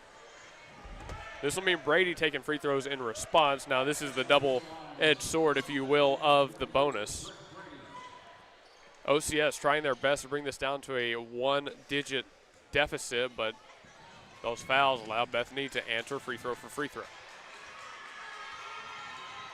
So Brady for his first. Got it. Looks really good, too. Good form, good shot. Brady at the line for a second. 49-36. He makes this. It's a 14-point lead. Brady second. Couldn't get that one. Rebounded by OCS. It's Hudson Onan who comes down with it. OCS at the logo. A minute left to play. Huffmeyer looking for a screen from Winter. Doesn't get it. Picks up the dribble. Goes down to the corner. Here's Onan on the baseline. Onan brings it back out to the elbow. In trouble. Able to get the pass off to Huffmeyer, who goes with a quick pass himself to Struckle. Struckle down the right side of the floor. Trying to get past Brosnan. Puts up the shot. Bounces around and falls. No fouls assessed. Weaver to inbound. Needs somewhere to go. Threw it right through the hands of Neal. And it's a turnover on the Broncos with 42.7 left to go. We talked about you don't want OCS to have hope. It's 11. They might have hope. You don't want them to have hope. It comes down to this. The inbounds is a catch and shoot in midair. No good, and Weaver has the rebound. Uh-oh. Beautiful play by great inbound play. Just couldn't execute it. Had a shot at it, didn't fall. And yeah, they absolutely got the shot they were looking for there. We'll take a timeout with them. 38.4 left to play in this quarter. The lead, 11 for the Broncos. Let's all really listen to what politicians say. Does it make sense? For instance, raising tax rates on large corporations. Sounds good. Then we remember, corporations do not pay taxes. They pass tax costs through to their customers. That means a corporate tax increase is a tax increase for everyone who does business with a corporation. That's a tax increase to every one of us. Dwayne McAnally, McAnally Foundation. The parking lots are full because it's always a celebration at Chelito's Mexican Restaurant in Yukon at 1227 Garth Brooks Boulevard in the Chisholm Shopping Center. With a traditional flair of Mexican casual dining where your meal always begins with complimentary chips, cheese, and salsa. Then a lengthy menu selection from fajitas, tacos, enchiladas, fish tacos, and so much more. You don't have to be shy at Chelito's. Ask for our daily specials and finish your meal with our sopapilla or pick something from our dessert menu. Oklahomans have chosen Chelito's Mexican Restaurants in Yukon at 1227 Garth Brooks Boulevard in the Chisholm Shopping Center. Call 405-350-2006. All right, we return. Thanks again to Toro Taxes for their support of the stream. 38 seconds left to play as Weaver takes the inbounds. Toro Taxes back in the city. They can help you close out your tax returns as Bethany is hoping to close out this basketball game. Kiefer going to the right side. Able to bring it back out towards the logo. Bethany just trying to take time off the clock. Weaver double team. His pass stolen away. Here's Hoffmeyer on the fast break. Trying to get past Weaver. Great defense for number 3. There's a foul call. No, wait. Is just there? Lost it out of bounds. Just out. I thought they were hitting Weaver with the foul. I was going to lose it. Boy, OCS has had every opportunity to get this to 9, and they can't convert. Bethany should be smart here and take at least an 11-point lead into this fourth. Grinder on the inbound. 18.4 goes to Brady immediately back to number 5. He's going to take his time here. He's matched up on number 10, Hudson Onan. Gets past him on the right side all the way to the free throw line. Gets it out to Weaver. 10 seconds left to play with. Weaver, hesitation move, in trouble. Trying to keep a hold of the dribble. A lot of contact, and there's a whistle blown as Weaver heads down to the ground. Just a mistake from OCS. Great hustle, but you don't want to foul them with 5 seconds at half court. They're not going to get a shot up, but now Weaver can knock down 2 free throws. Weaver will head to the line. Good. Weaver's going to shoot 2 here. Brady to his left on the lane. 5.4. Hey, we're going to have a special interview for you at this quarter break, so we invite you to stick around when we won't be going to break. 49-38. Weaver trying to extend it. His first up and good. So 5 seconds, OCS will still have an opportunity to get something here, but knocking down this one guarantees that you're going to at least be in double digits going into this all-important fourth quarter. Weaver on his second. Hits that one as well. 51-38, the lead 13. 5 seconds. Huffmeyer takes it at the logo, able to blitz all the way to the three-point line, puts up the floater, too strong. That does it for the third. 51-38, the Broncos lead over OCS here in Stroud, Oklahoma. All right, let's turn it over to John Hickman for this special interview. We've got the camera on you guys as well. I feel short. In the audio. Listen, what a joy and privilege it is to have two great alumni of Bethany. We've got Caton Donnelly here. We've got Keziah Lofton. Thank you all so much for taking the time to join us. I want to get to kind of some of the personal stuff. Before we do that, our girls lost a tough one, a chance to go to state. You guys have had a couple state championships, but last year you were on the losing end of not achieving the ultimate goal. So how do you kind of put it in perspective and maybe what's some, you've got a sister playing, you still know a lot of the girls on the team. What is something that you could kind of say to them to keep their spirits up even though they didn't get all the way to state? Let's go with Keziah first. I just say they should be proud of how far they came in general. It's part of the game. Losing is a part of the game, and it happens. So just being proud of their performance no matter what, and I'm proud of them. So it was great to see them. That's awesome. Caton, it's very personal to you. You've got your sister Cameron in. I know she was heartbroken. Any encouragement you could give to her and the Lady Broncos? Yeah, I think just come back stronger next year. Use this loss as a fuel to help fire them up for next season. And like I told her after, I was like, we got to get in the gym this summer. We got to get it ready for next year. That's right. Caton, we'll stay with you. You're playing at ORU starting this year? I am. Playing really good. Tell us about your season thus far. It's been really good.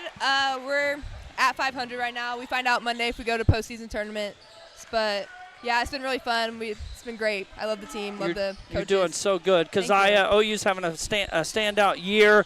Tough loss in the SEC tournament to LSU, but high hopes in the postseason. How's this season been for you with the transition from high school to college? It's been really good so far. It's definitely way different than high school, but I've learned a lot, and I feel like I've grown a lot as a player. So it's been nice to get back out on the court. After my senior year, I didn't really get to play, so it's been nice to be back out there. Yes. Hey, y'all are special. Thank y'all so much for joining us. We've missed you this season, but y'all done fantastic. Great to see y'all do bigger and better things. Best of luck moving forward. Thank you. Appreciate it, y'all. How nice of them to spend time with us, Luke. Really, really cool. Thank you. How about that? Luke, they come over from the other side of the arena in a tight game and spend a little time with us. Very special. On the other end of the floor, well, I'll recap you like this. So 40 seconds have come off the clock. On the offensive end for Bethany, Jaggers got a shot over it. His didn't go. He couldn't bring down the rebound against 4, and the official said it was last touched by him as it rolled out of bounds. Now, OCS tried to put up a shot themselves. They didn't get the foul call going up for it, but it was still out on Bethany. So off of this inbounds, it's a 3 taken from the left wing for Onan. He doesn't get it, but Huffmeyer comes down with the rebound. He's going up against Griner. Griner doesn't foul, and Huffmeyer can't get the shot, and Jaggers comes down with the defensive board. Jaggers, fast break the other way. Stops on the dime, right about straight away. Needs to go somewhere. Bethany looking for a foul. Hits Kiefer. Kiefer lost the dribble. Bodies hit the deck. Jaggers picks it up. Tried to go for the dump pass to Weaver. Weaver goes down as well. OCS trying to get up. Should have been a travel, but it's going to be Onan taking it end to end. Right hand against Weaver, against Griner. Jaggers comes flying out of nowhere. Ball knocked out of bounds. The intensity. What is happening? Oh, my goodness. The intensity of this game. So many bodies getting court burns. I think Onan dribbled, which is why they didn't call the travel. But Bethany fighting with tooth and nail to try to keep them from scoring. But OCS just gets a bucket. Abel took a great inbounds pass. A bounce pass to him and just goes straight up for 2. 51-40, and Griner loses the ball on the other end. He also stops a Winter from coming away with anything, and it's out on number 3 in black. This has been the wildest minute and a half I have ever called on a Bethany High School broadcast. So someone is texting me, which is fun. They're listening in, saying I said Caton Donkey. I must have something in my throat. I said Donnelly. Of course we know that was Caton Donnelly. I see the Sailors listening too. Appreciate Coach Sailor. Now we're watching the boys turnover. It's an 11-point game. OCS trying to finally get into single digits. It might be too little too late. We'll see. A bounce pass up ahead, a handoff to Onan along the baseline swing. He hits Garrett. Garrett from the left corner. His shot no good. Offensive rebound. Player goes down. They find number 1, Brown. He doesn't take the shot. Instead he feeds Huffmeyer. Huffmeyer's 3 from straight away. No good on that one. Whistle's blown as it's Seth Griner hurt on the ground. very slow to get up, holding his head, John. Yeah, smart play from the officials to call. Even though there was still the ball in the paint, the player wasn't able to go straight up, and Griner's been on the court, so they needed to stop play for his safety. 6:08. Let's take an injury timeout. We'll go to break. When we return, hopefully Griner is all right. He's a tough player. We eagerly await his return to the floor. We are Integrity Heating, Air, and Plumbing, in business for over 40 years. We've provided top-notch service for every company and residential home in the area. Let's take a look inside and let you meet some people. Hey, Blaine. Good morning. Here we have a part of our call center. This is Tina. That's Gabby. That's our general manager, BJ. Our office hours are from 7:30 to 7:30, Monday through Friday, and we do heating and air conditioning, plumbing, and electrical. Give us a call. We always have specials. Our number one priority is your family, constant comfort, and convenience. We offer 24-hour service. And in order for us to do that, we fully stock everything here at our warehouse, whether it's commercial or residential. We offer plumbing, heating and air, and electrical full services. All of our guys are licensed, we're bonded and insured. Here at Integrity, we offer senior discounts, military discounts, and public service discounts. You worked hard for us, so let us work hard for you. Yeah, go Broncos. All right, coming out of break, Griner is up. He is out on the sideline right now. Chapman just picked up his fourth, by the way, as they tried to inbound and then they stopped play. Quick inbounds for OCS results in 2 points for Bryson Lynch.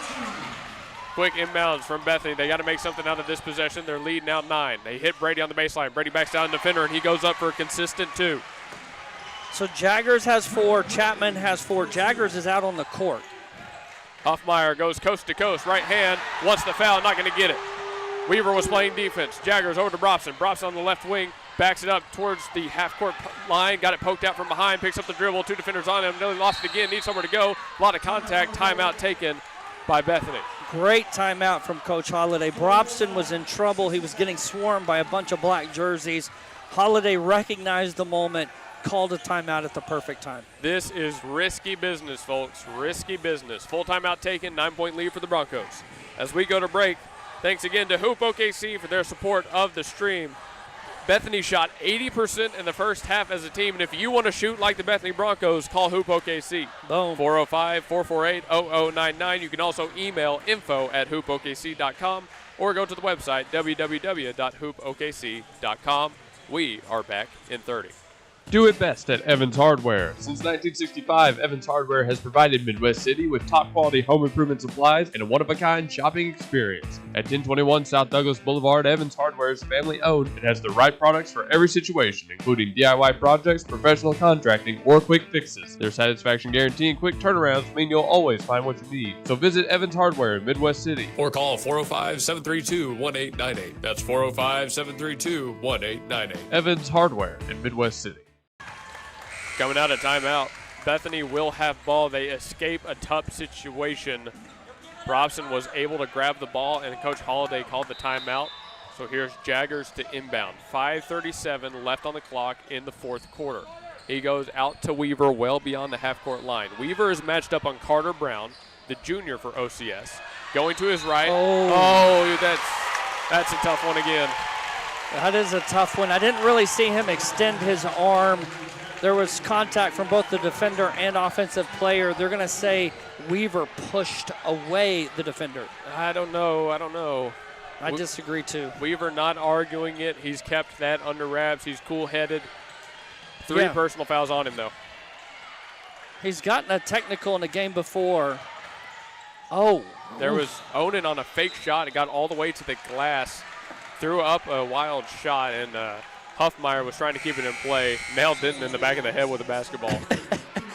Onan is going to the bench. He scored, if I'm not mistaken, 12 points in that fourth quarter at Bethany. 3 threes in an and-one situation where it was kind of magic ball for OCS, and he's been quiet. And so Bethany has a beautiful chance to put this game away and go chase a gold ball. Weaver sees a wide open Brady. Brady from the right slide, swatted from behind.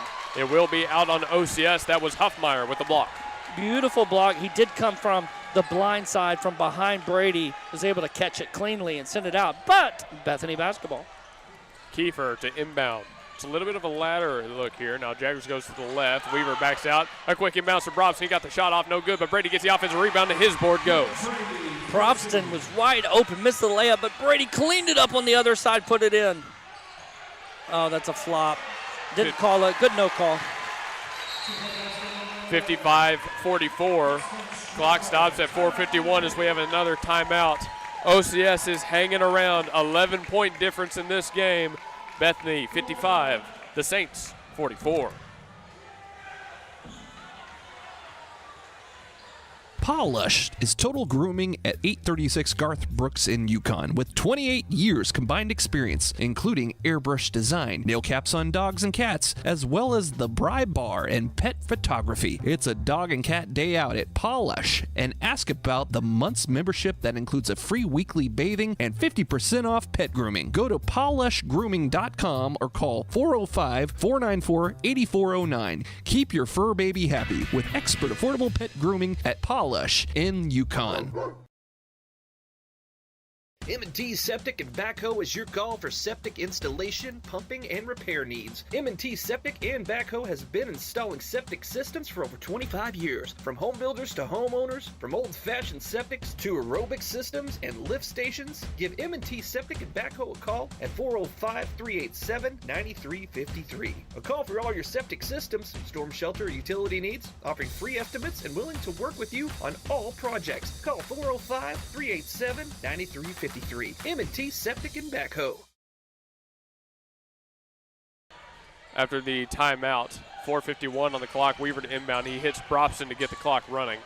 55-44, fourth quarter of play. Winner goes on to state, loser goes home. Brobson working to his right. He's got number 11, Hudson Struckle on him. Hasn't picked up the dribble yet. There's the handoff to Kiefer. Kiefer working on Carter Brown. Kiefer backs up to the right line. Goes in between the legs. Bethany kind of stalling here. Now it's 4:30. Kiefer goes all the way to the lane. Swung out. Extra pass. A charge on Kiefer. Am I seeing that right? That's right. You got to be kidding me with these, man. It just stifles all offensive momentum. And now the officials debating here, but it's going to go to OCS anyways. That's 4 on Kiefer. So 4 on Kiefer, Jaggers, and Chapman. And boos rain out from the Coliseum here, and I kind of agree with them, to be honest with you.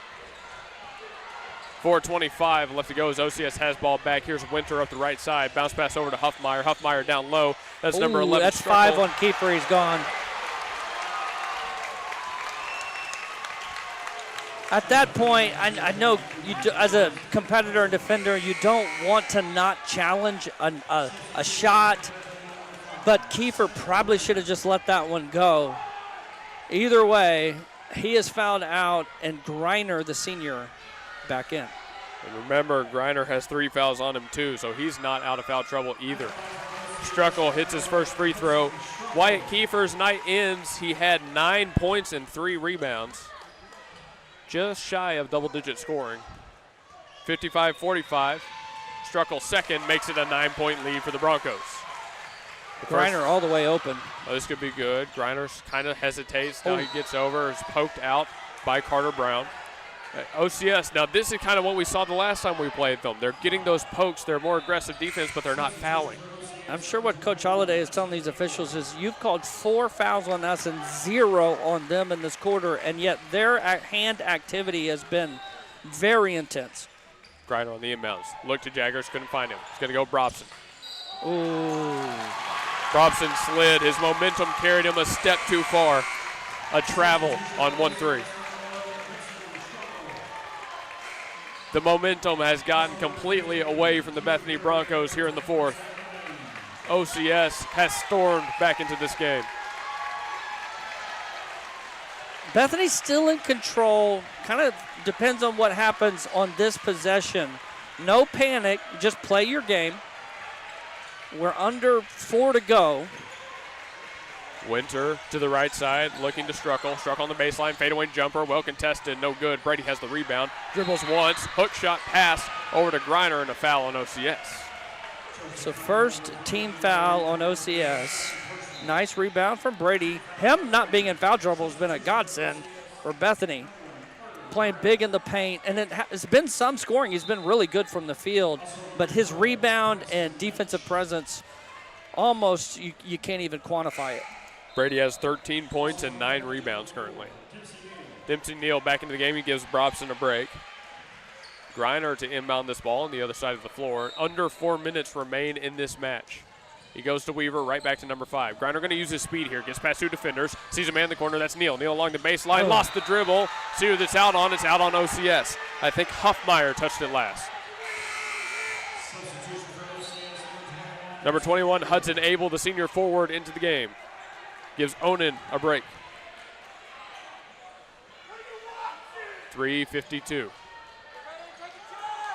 Inbounds here, Dempsey Neal. Needs somewhere to go, bounce pass straight to Brady. Brady to the corner with Neal. Neal lost it again, tangled up on the baseline, comes down with it, throws a wild pass. Weaver is there to grab it. He goes with the hook pass to Brady, back out high to Weaver, well beyond the left wing. He's going to step up here, working on Winters. Gets inside the line all the way to the lane. Bounce pass to Jaggers, cutting on the baseline. Jaggers blocked from behind, 3 defenders on him. Yeah, good call. And OCS trying to keep it in bounds. Just couldn't get it, but you got to respect the effort from Carter Brown. Brown tried to save it. His foot was on the end line. Great block from OCS. But I tell you what, the hustle from Bethany to have that ball, the 50-50 balls, most of them have gone Bethany's way.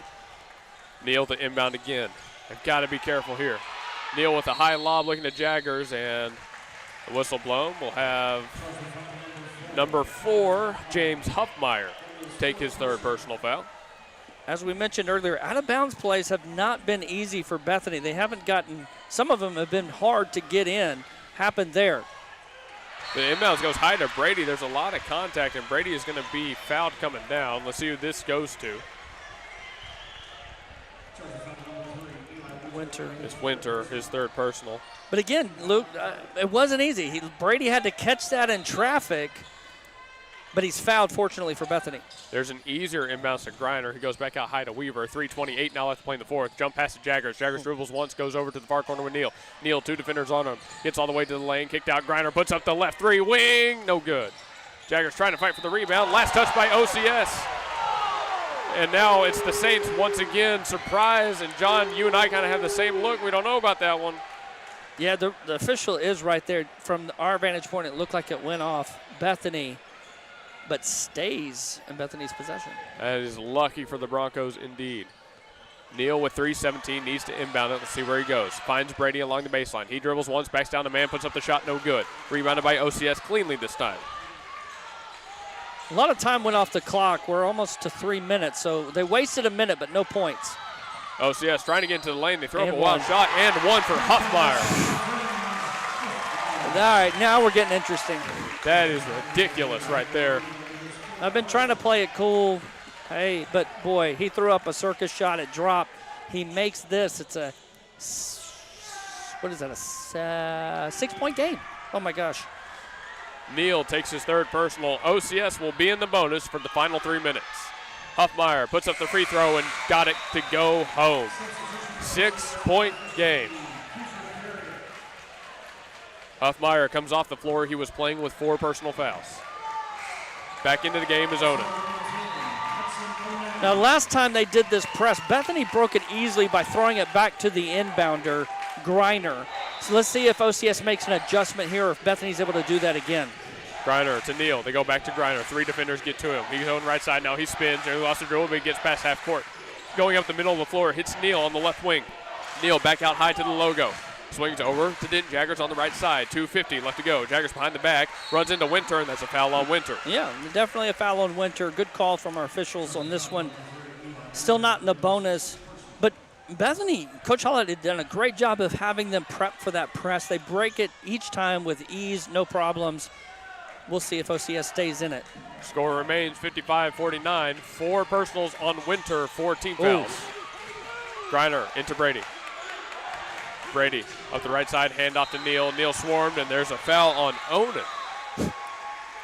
That's the 5th. Now Bethany in the bonus for about the final 3 minutes.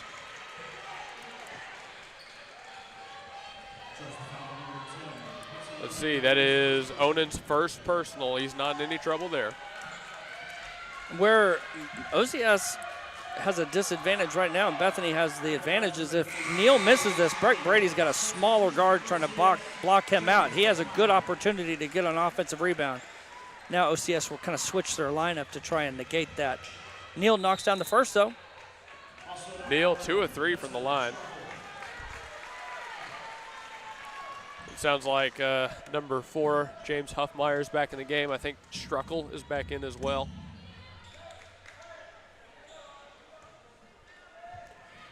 Neal sunk his first, 56-49, 7-point lead, trying to make it 8. Shots up, no good. OCS gets the rebound. Neal another 1-for-2 trick. OCS is going to need some magic. He's 2 of 4.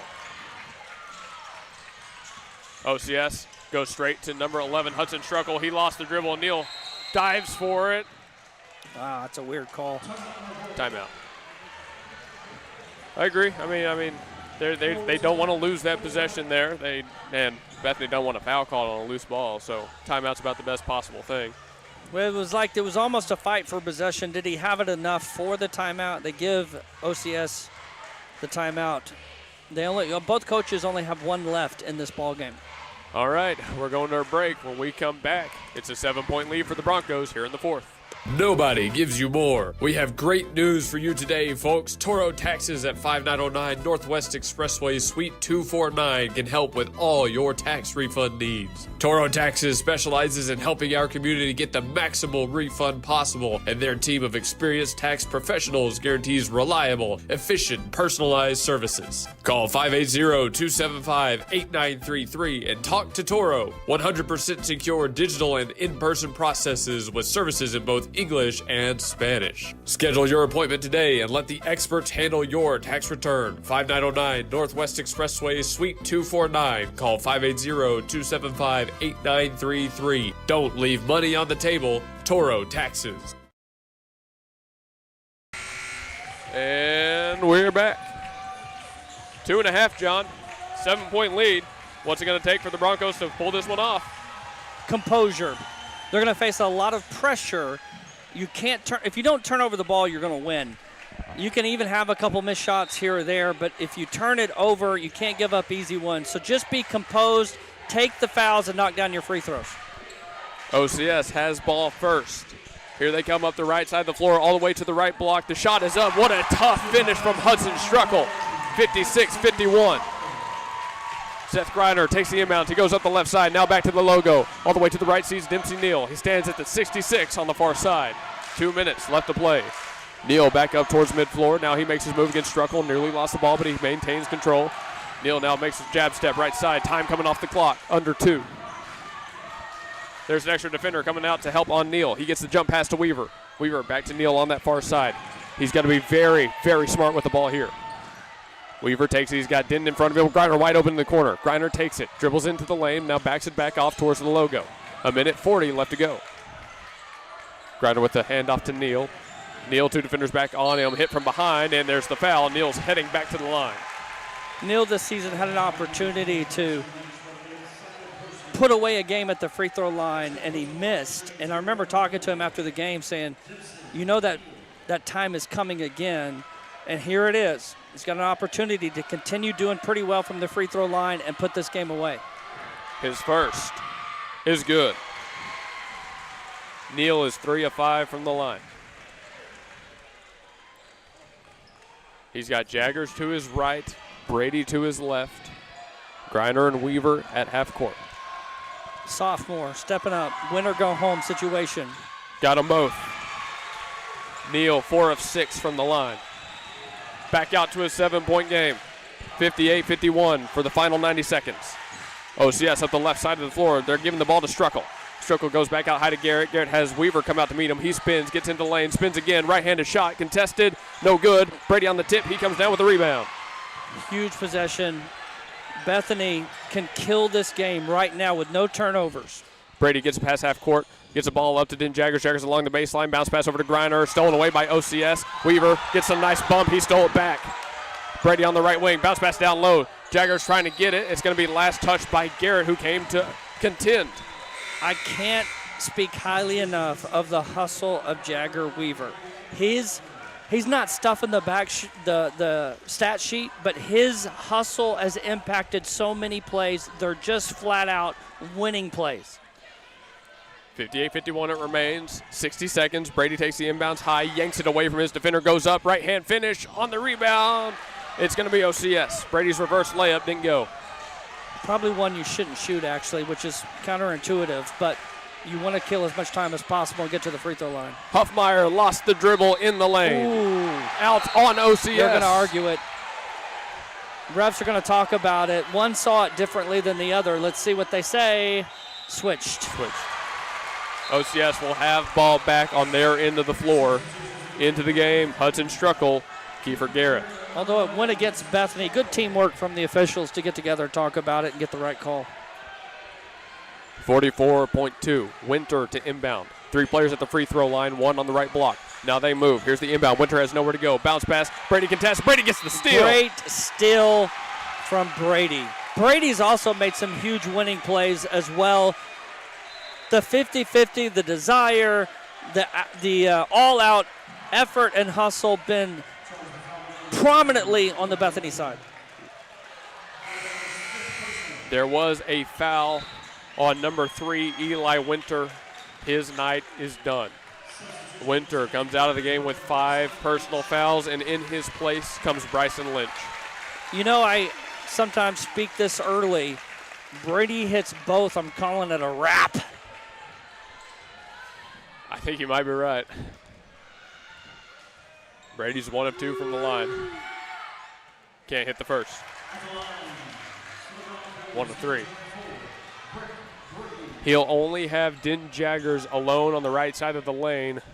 Neal stands just beyond the right wing. Griner and Weaver again at half court. Here's Brady's second free throw. Shots up. That one took a friendly bounce and went. OCS should have rolled the ball there. They throw it in. Clock starts immediately when you touch it. 35 seconds. Huffmeyer goes all the way to the glass and a whistle blown. On the reach in. No, Yes. I don't think it's going to be on Jaggers on the block attempt. I think it's on Neal. No, it's on Seth. Okay, Griner takes his 4th personal. Kind of the worst case scenario as far as you don't want to stop the clock with a chance for them to put points on. He's missed some from the line, Huffmeyer. This one, pure. I'm kind of weird about this. 7-point game, 34 seconds.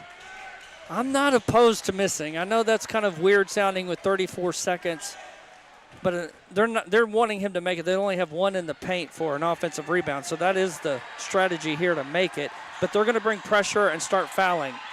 Second is up, and Huffmeyer goes 2 for 2. 59-53, the lead 6.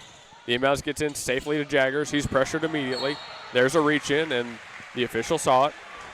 It's on number 12, Bryson Lynch. So it's a free throw shooting competition from here on out.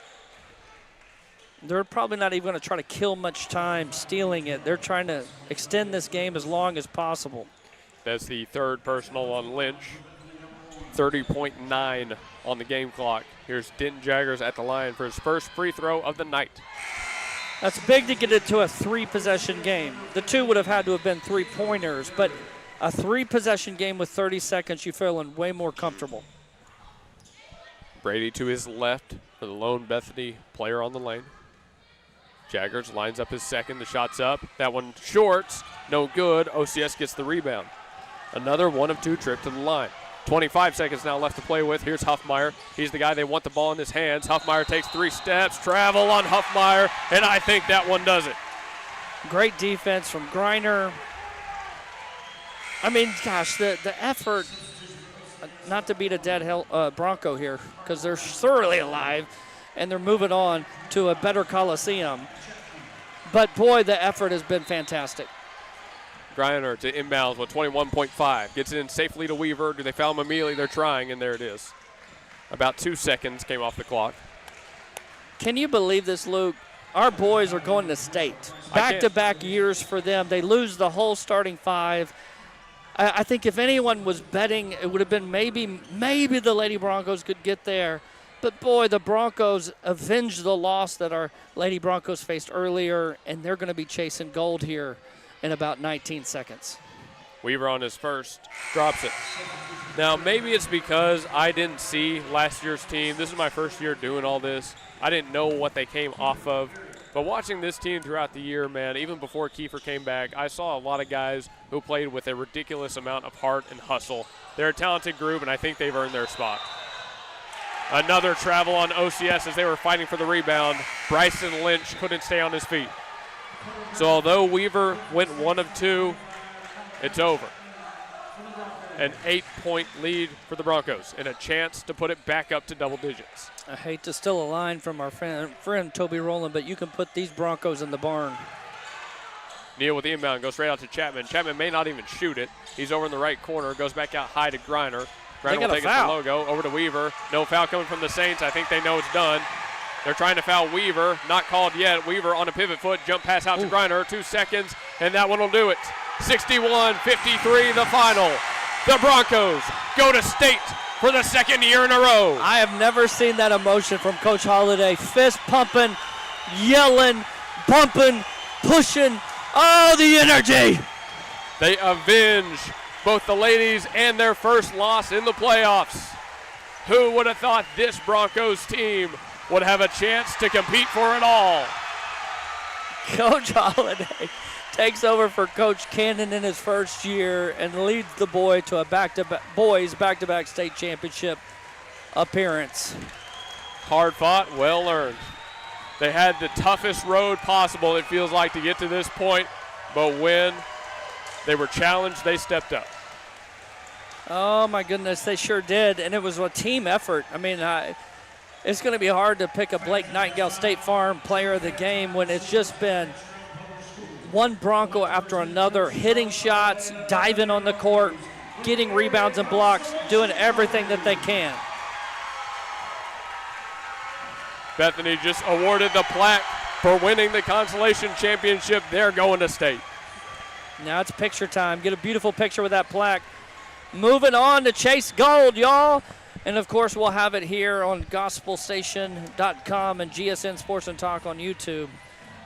As they take their picture, let's go to a commercial break. We'll be back for the post-game show, and I'm sure we'll catch some of the guys for interviews after this is all said and done. What a fun one. What a fun one. Stan's Plumbing is your locally owned, full-service, licensed, and bonded plumbing company, proudly serving the Oklahoma City Metro for over 30 years. Stan's provides all types of plumbing services like faucet and toilet repairs, sewer repair, and trenchless pipe replacement, water heater repair and installation, both tank and tankless, plus drain cleaning and jetting. All plumbers arrive with fully stocked trucks and can resolve your plumbing problems in a timely manner. Since 1988, Stan's Plumbing has held itself to a higher standard in plumbing. Call 405-721-5100 to schedule your appointment. Stan's Plumbing, Valley Service in a dirty business. 405-721-5100.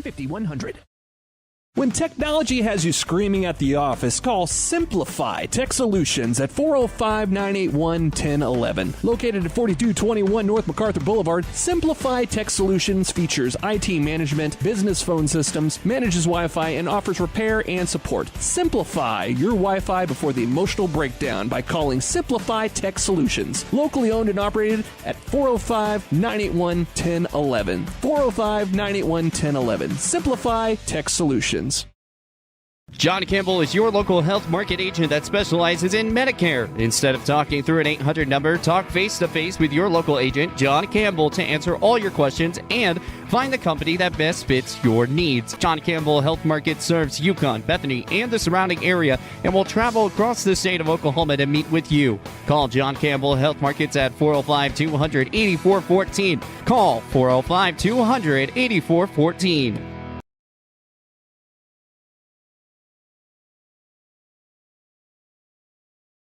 John Campbell is your... And we're back here for the post-game show following a ridiculous 61-53 win for the Bethany Broncos. They're going to state, folks. Your Bethany Broncos are going to state. How does that sound, Luke? Sounds pretty good. That's a pretty good first season to see. You know, last year was the first year both boys and girls went to state. It was so close this year. The boys started off so strong. The shooting 80% in that first half, on fire from three, didn't even hit a free throw until the second half, and then the composure to put this game away at the end. When OCS, give them credit, they fought back. They're here for a reason, too.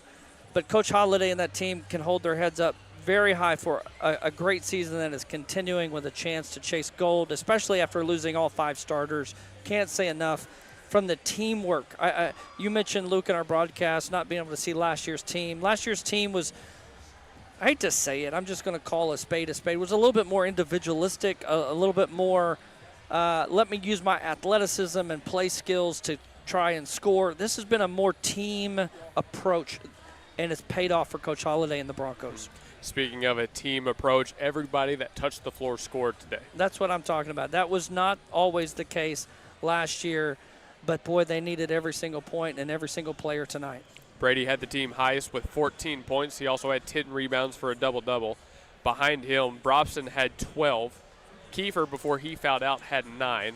2 players, Weaver and Griner, both had 6, while Denton Jaggers and Malachi Chapman both had 5. Neal had 4.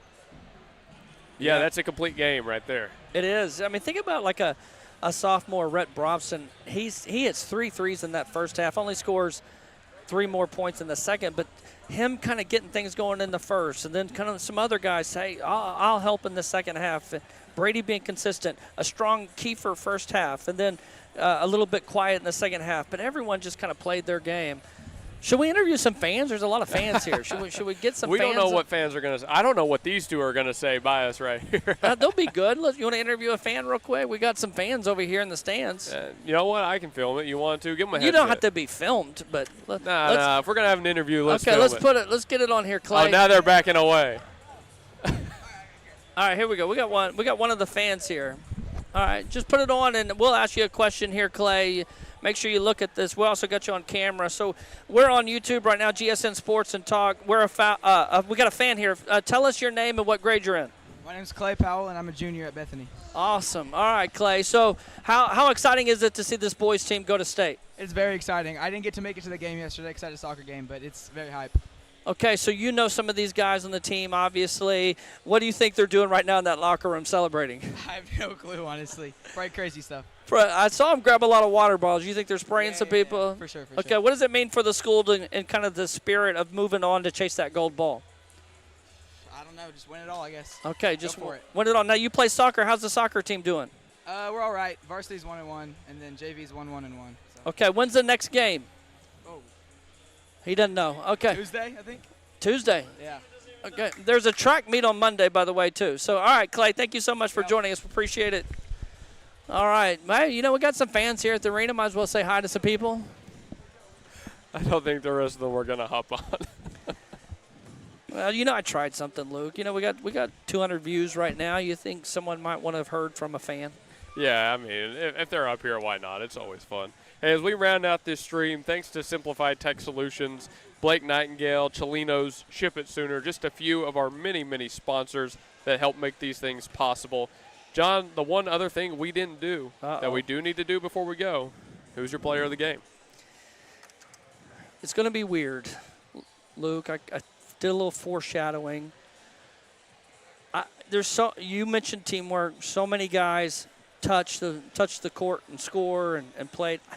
I think Jagger Weaver, despite only being a 6-point scorer tonight, is my player of the game because he set the tone with his hustle. You remember he just running back on defense, stopping 2 open layups, diving on the court countless times, making the right play, tipping it out to a Bronco to save a possession instead of one of those OCS Saints. I just thought he was fantastic tonight and made a difference everywhere, not just in scoring, but, boy, his heart, hustle, and effort.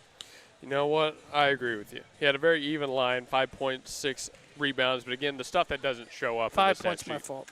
The stuff that doesn't show up in the stat sheet was through the roof. And, really, you could say that about so many of them tonight. They're going to go home, and they're going to sleep well. I'll tell you what. Did I say 5 or 6? You said 5, but it was 6. I was right. He had 6 points. All right. Good job. Well, I've got Hey, nothing I'm not else always here. right. I had to just take credit No, for it. you're good. You're good.